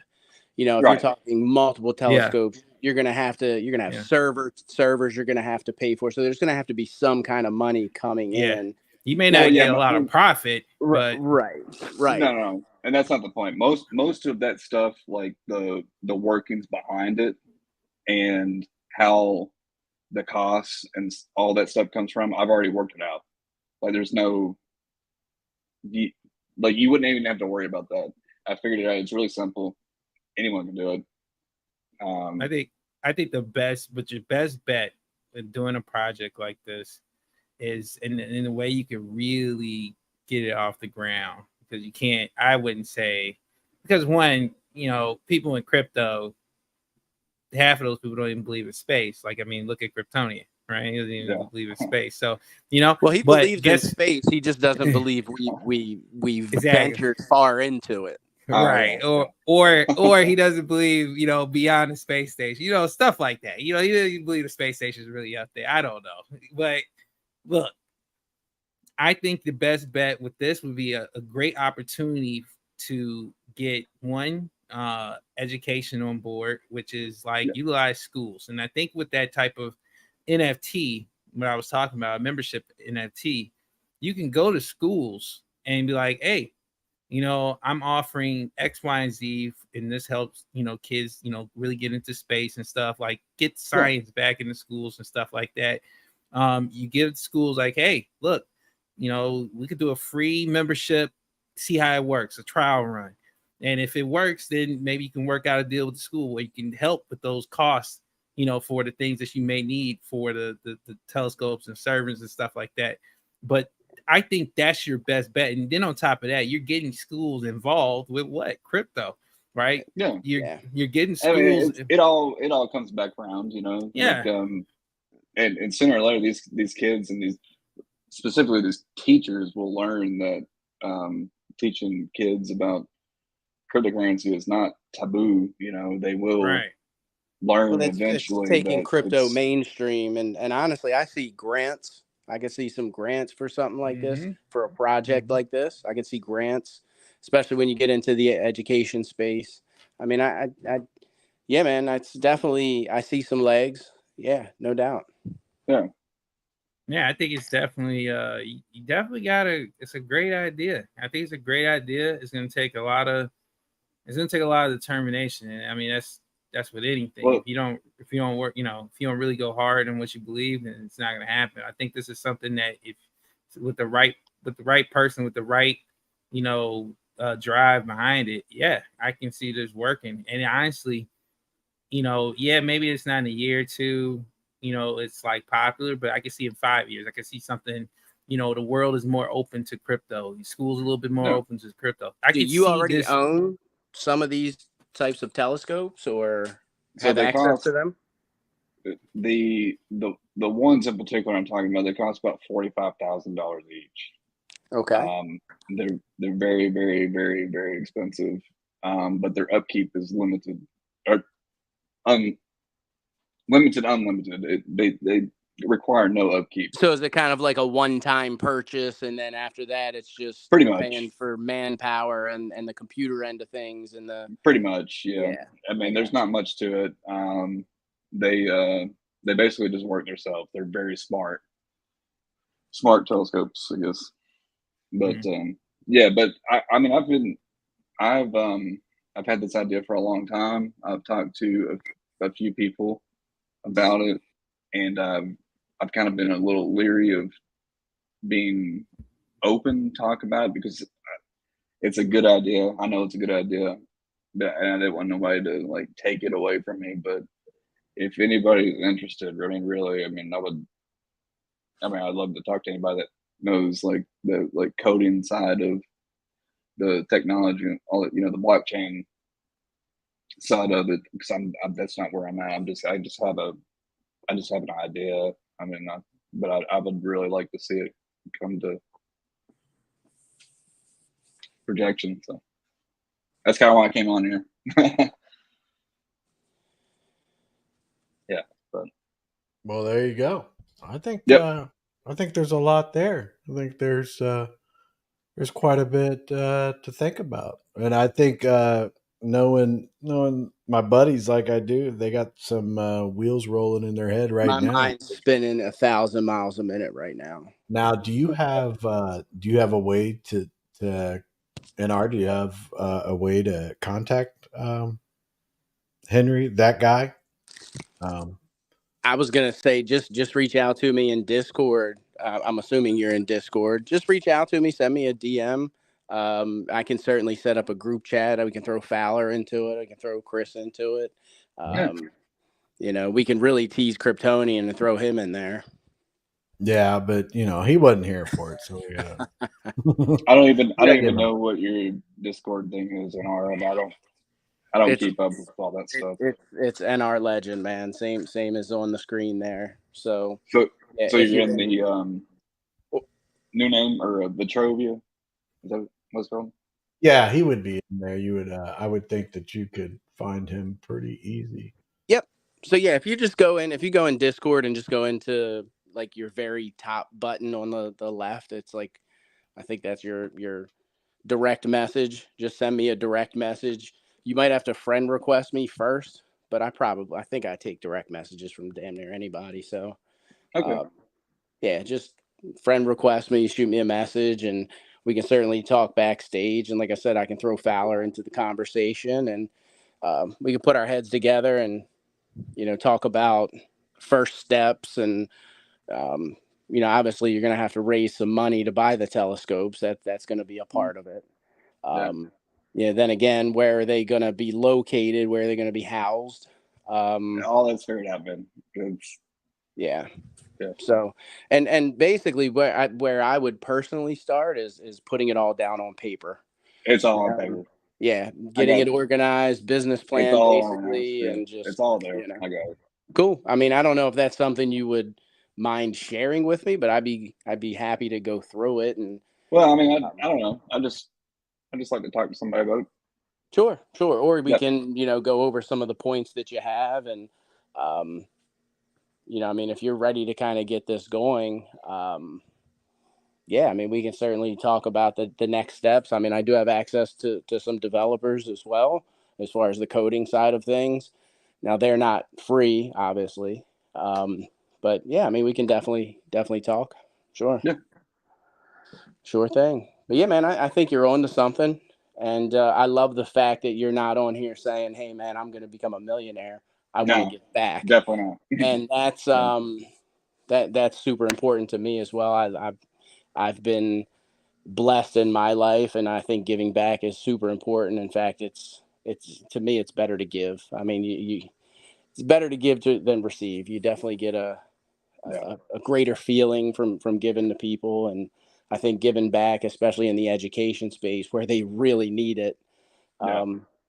especially nowadays, man. I think that would be great. So, yeah, man, definitely reach out to me, and yeah, we can definitely wrap.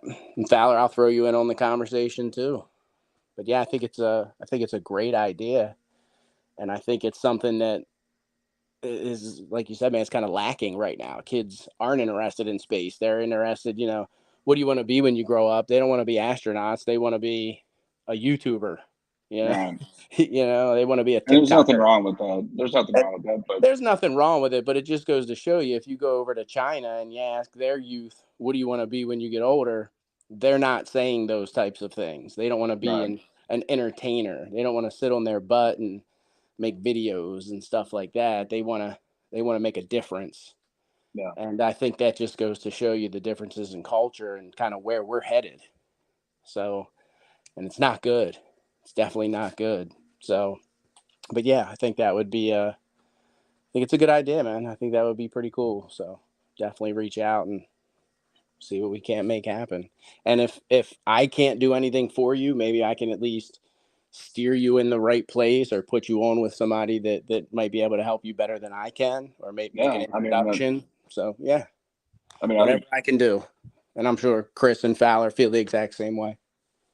it's kind of why I was here, just to, I'm Sure. not taking any time, but that's kind of why I was here, just kind of reaching out and seeing if there's any signs of life out there for someone that would like to do something. So Yeah, man, no doubt, no yeah. doubt. And again, thank you for sharing, because I know, like you said, it's probably a little tough sharing something that It is. if you put it down on paper and you've put that much time and thought process into it. Yeah. I mean, it's something that's near and dear to your heart. So it's, Yeah. again, thank you for sharing, because I know that can be difficult. And if I can't do it, I hope somebody does. So that'd be cool. Well, there you go. And that's, that's a good way to think about it as well. All right, Henry, you good with everything? I got some news I'm I fine. got to take care of and some business to take care of. But Yeah, I'm on y'all's time.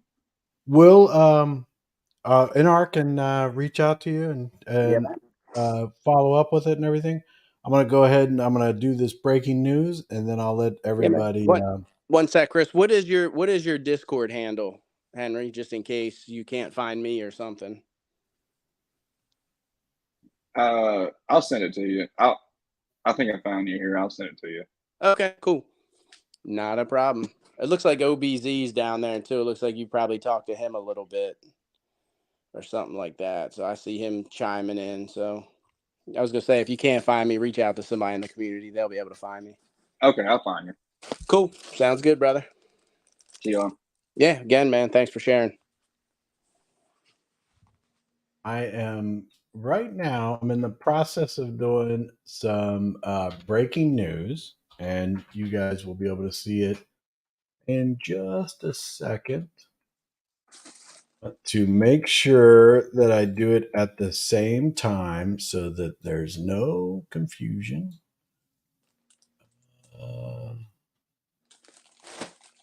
How? Oh, I can't post it. I can't post it. Why not? Well, because I guess I'm not able to post GIFs in there, but I will post it in my Discord, and everybody can look at it there. Just a second, guys. I know you guys will get a kick out of it once it comes up. So you'll. To me, it's one of those things that with the blockchain, with the way things are and everything like that, this is something that I enjoy seeing and knowing about, and I think that you guys will see something with it. So there you go. So there it is. So here you go. I put it in my Discord, so you kind of got an early shot at it. But oh, I gotta make sure I bring up the right one. I guess it's this one. All right. So Nick sent this just a few minutes ago. This is Nick. It's a screenshot of Jamalia Greer and I on a Zoom call to share with people. And Jamalia is, if you do a LinkedIn search for her, she's an attorney, and she is the fractional general counsel for the blockchain, for the DAO and all that stuff. So I'm not able to post it in the chat in the Discord. Maybe they'll pick up on it, or maybe Nick will send it to them. But that's them on a call right now. So I guess working through a few issues and getting some things together. So I actually enjoy this this photo here. What do you guys think? Yeah, I will say Nick doesn't BS, man. When he says he's going to get something done, he gets it done. Like, the man doesn't play. Yeah, and let me see if I can. Yeah. So in her LinkedIn, she's an international lawyer and entrepreneur. So let me see if I can pull up her. Yeah, let me see if I can pull this up. So we'll go with, let's do this. It's Entire kind of screen. night and day from the clown world we're used to dealing with. Yeah. So, and again, I hope this helps people to move past all that. And again, don't forget, but let's move forward and you know, show the new life's blood that's coming in, the new money, what we're truly about. You know, Yeah. that shit that happened, or that stuff that happened, is just a blip on the radar. You know, it was a speed bump on the road to where we're headed. So Yeah. So there you go. There's her page, I guess. that's awesome, man.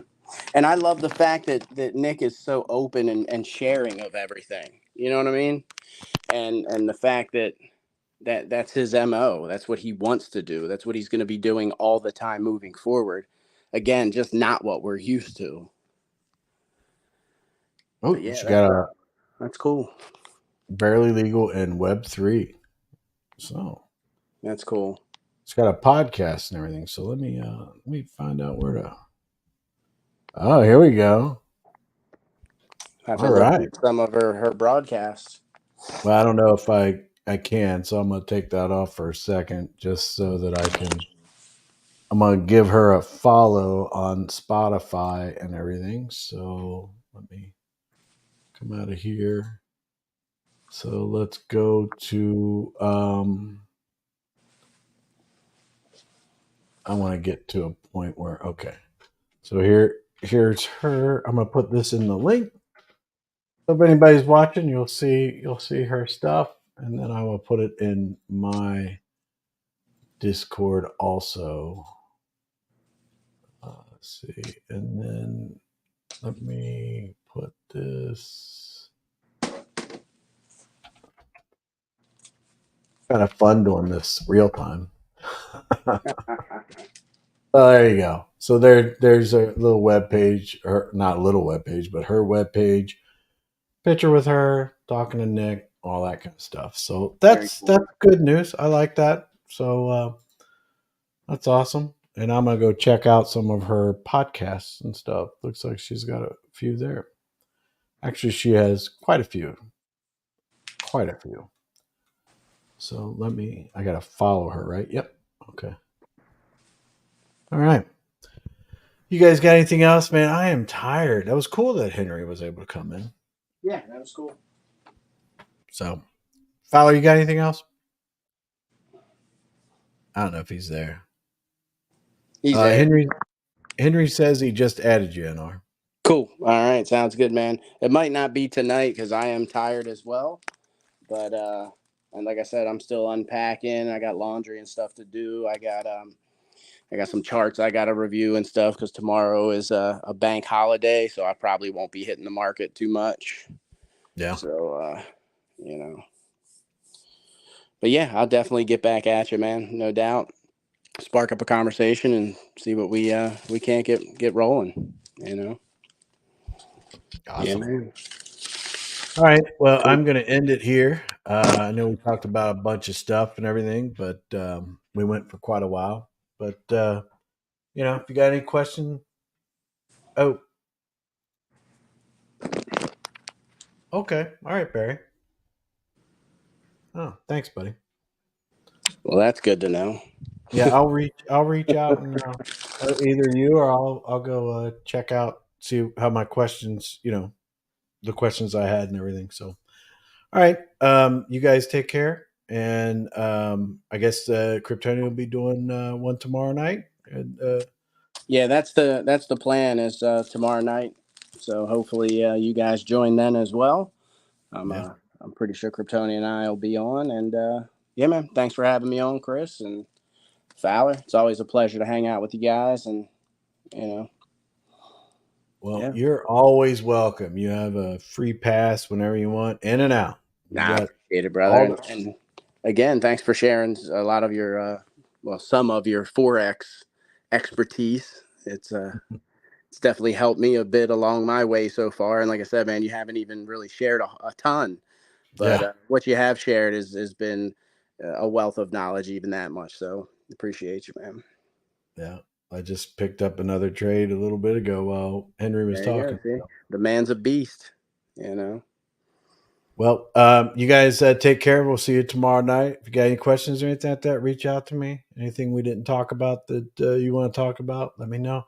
Everybody stay safe. And in the United States, tomorrow's Labor Day, so enjoy your day off. And if you're grilling out or hanging out with family, just have a good time and then finish your day with I know I'll be there, Kryptonian, NR, and I. I'm not sure if Fowler will be there and about the other guys or whatever, but I know that we'll be there. So take care. All right.